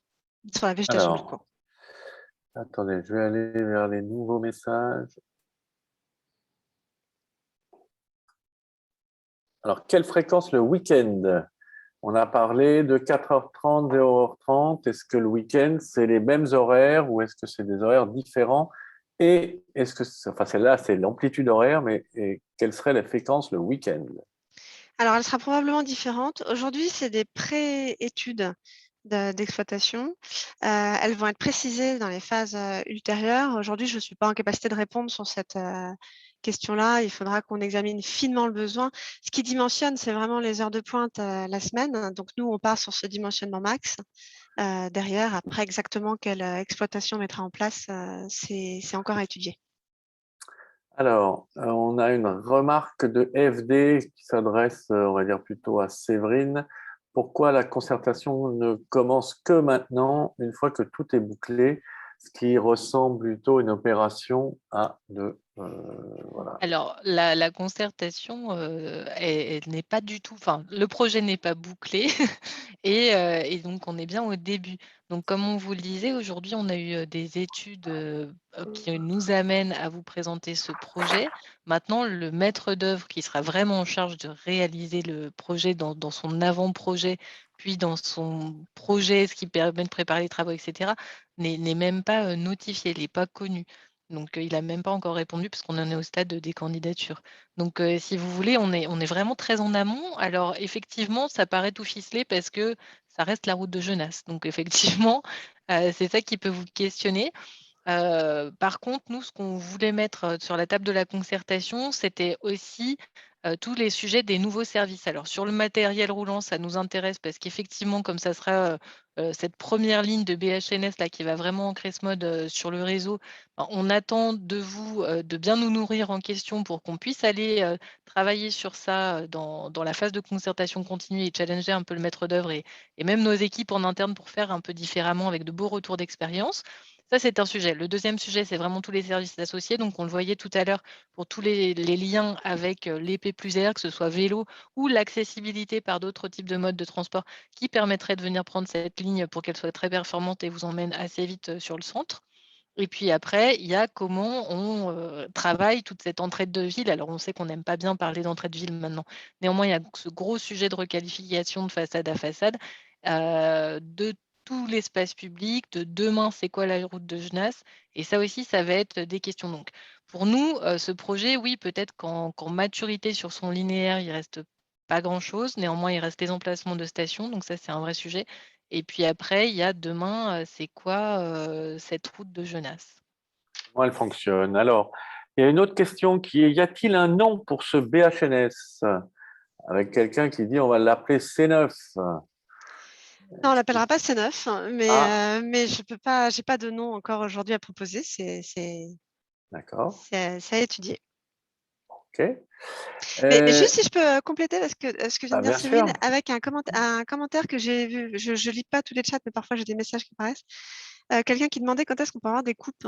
Et c'est oui, bien pour oui, ça. oui, Ouais. tout à fait. Et c'est bien pour ça, c'est un peu frustrant de ne pas pouvoir voir d'image du projet aujourd'hui, mais c'est bien parce que le projet n'est pas étudié encore aujourd'hui, qu'on n'a pas d'image à présenter. Et ça viendra du coup quand les études, pendant la concertation continue, quand les études vont démarrer. Donc pas avant le printemps prochain, printemps-été prochain, voilà, en fonction du D'accord. déroulé. Mais dans le cadre d'une concertation continue, quand il y aura des coupes, il y aura des discussions possibles. Oui, mais enfin, il ne faut vraiment pas hésiter du coup à nous faire des retours maintenant pour qu'on les intègre du coup dans notre conception de demain. Bien sûr. Alors, il y a Jaïol, pardon, Jaïol. Il est 20h47. Jaïol, vous allez être un des derniers à prendre la parole. Peut-être même le dernier. Merci de me laisser parler. Est-ce que vous m'entendez? Oui. Oui, bonjour.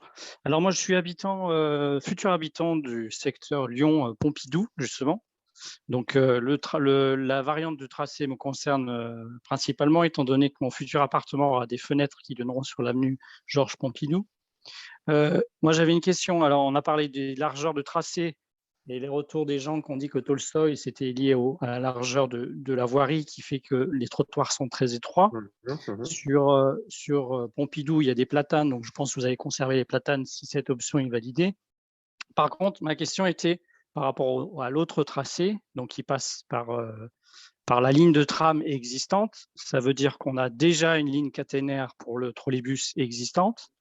Ça veut dire qu'il y a sans doute un impact financier qui n'est pas le même entre le tracé Pompidou et le tracé Félix-Faure. La question est de savoir si dans l'une des deux options, des deux solutions proposées, s'il y en a une qui est moins chère financièrement en termes de coût d'aménagement.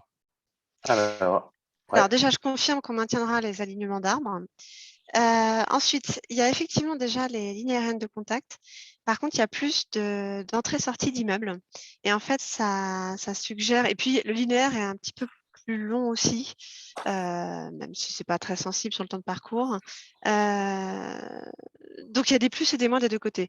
Malgré… Elles sont du même ordre de grandeur. Ce n'est jamais complètement le même coût, mais voilà, ce n'est pas très discriminant quand même entre les deux variantes. Donc, au niveau du choix de la concertation, l'aspect financier n'est pas un critère. Non. Non, c'est vraiment le sujet de la desserte. Enfin, n'est pas un critère, ça peut toujours l'être, mais c'est pas sensible comme différence. C'est vraiment la zone desservie qui est la principale différence entre ces deux options.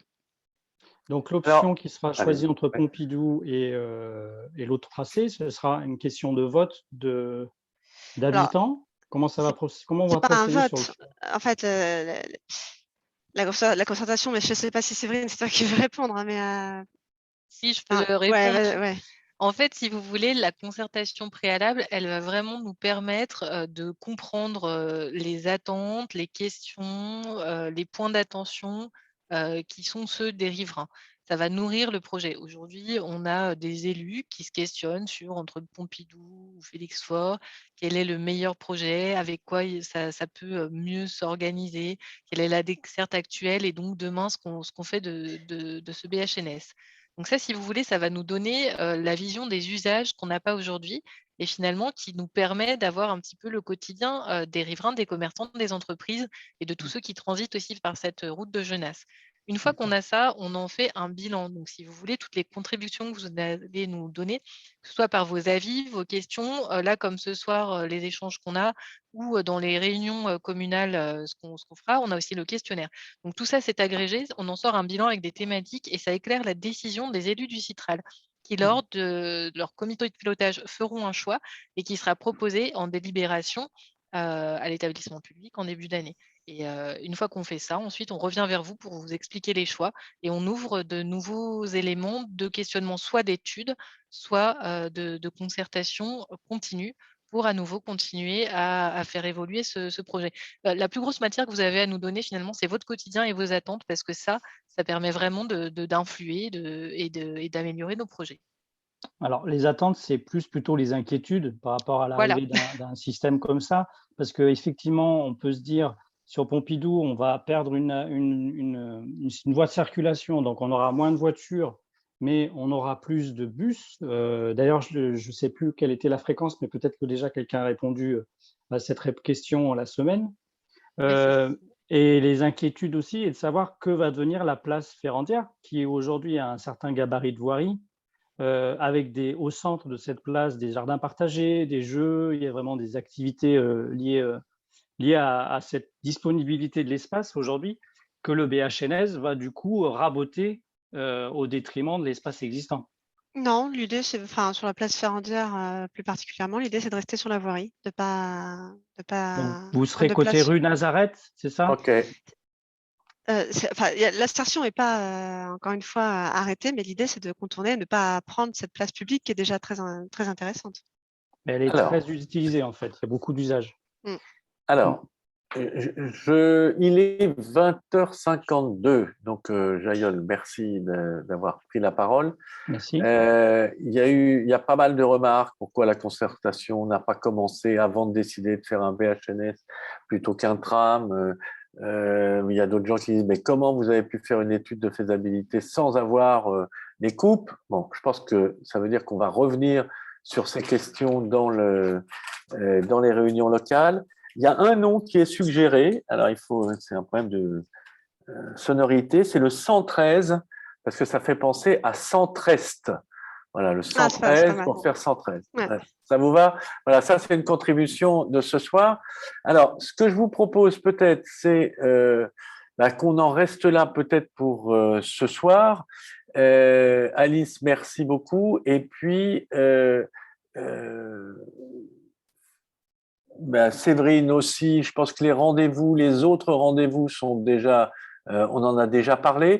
Peut-être que je vais donner la parole à Caroline Prospero, qui peut peut-être te dire à l'issue de cette première réunion et d'ouverture de la concertation, voilà, qu'est-ce que vous en retirez de cette réunion? Merci de me donner la parole. Habituellement, c'est plutôt Jean-Charles Collas qui conclut ces réunions, mais en son absence, je le fais avec plaisir. Donc, moi, ce que je retire de cette première réunion, c'est que la concertation commence extrêmement bien, puisque nous avons eu des échanges de très grande qualité, avec une très grande variété aussi de sujets abordés. Donc, ça augure bien de la suite de cette concertation, parce qu'on a besoin justement de cette variété, d'aborder cette variété de sujets pour nourrir le projet. Voilà. J'ai vu dans le chat déjà des partis pris pour l'autre des variantes. C'est très important, comme il a été déjà dit, nous avons besoin de vos arguments, de connaître votre quotidien pour faire ces choix. Donc, rendez-vous à tout le monde pour la suite de la concertation qui va faire le tour des communes concernées. Donc, rendez-vous en présentiel dans les réunions de concertation et par tous les moyens qui vous sont donnés, faites-nous remonter vos avis et vos remarques. Et je terminerai juste en vous disant un grand merci pour votre présence et pour la qualité de ces échanges. Merci beaucoup. Donc, le 16, c'est samedi, c'est au marché de Bron-Terraillon, comme l'a indiqué tout à l'heure le programme. Et puis, on se retrouve à Bron, je crois que c'est jeudi prochain, le 21. On se retrouve en présentiel à Bron. Ensuite, le 25 à Villeurbanne, le 26 à Vaux-en-Velin et le 15 novembre en réunion publique à Lyon 3. Donc, voilà, et il faut regarder, puisque cette avenue Genasse, c'est un peu, entre guillemets, en limite des deux communes, vous pouvez aller éventuellement à plusieurs réunions publiques. On ne fera pas le contrôle de vos régions d'origine et villes d'origine. Merci à tous. Vous avez été presque une centaine à contribuer sur le chat, et voilà, et beaucoup ont pris la parole. Merci à tous. À très bientôt. Merci. Au revoir, merci. Bonne soirée. Au revoir.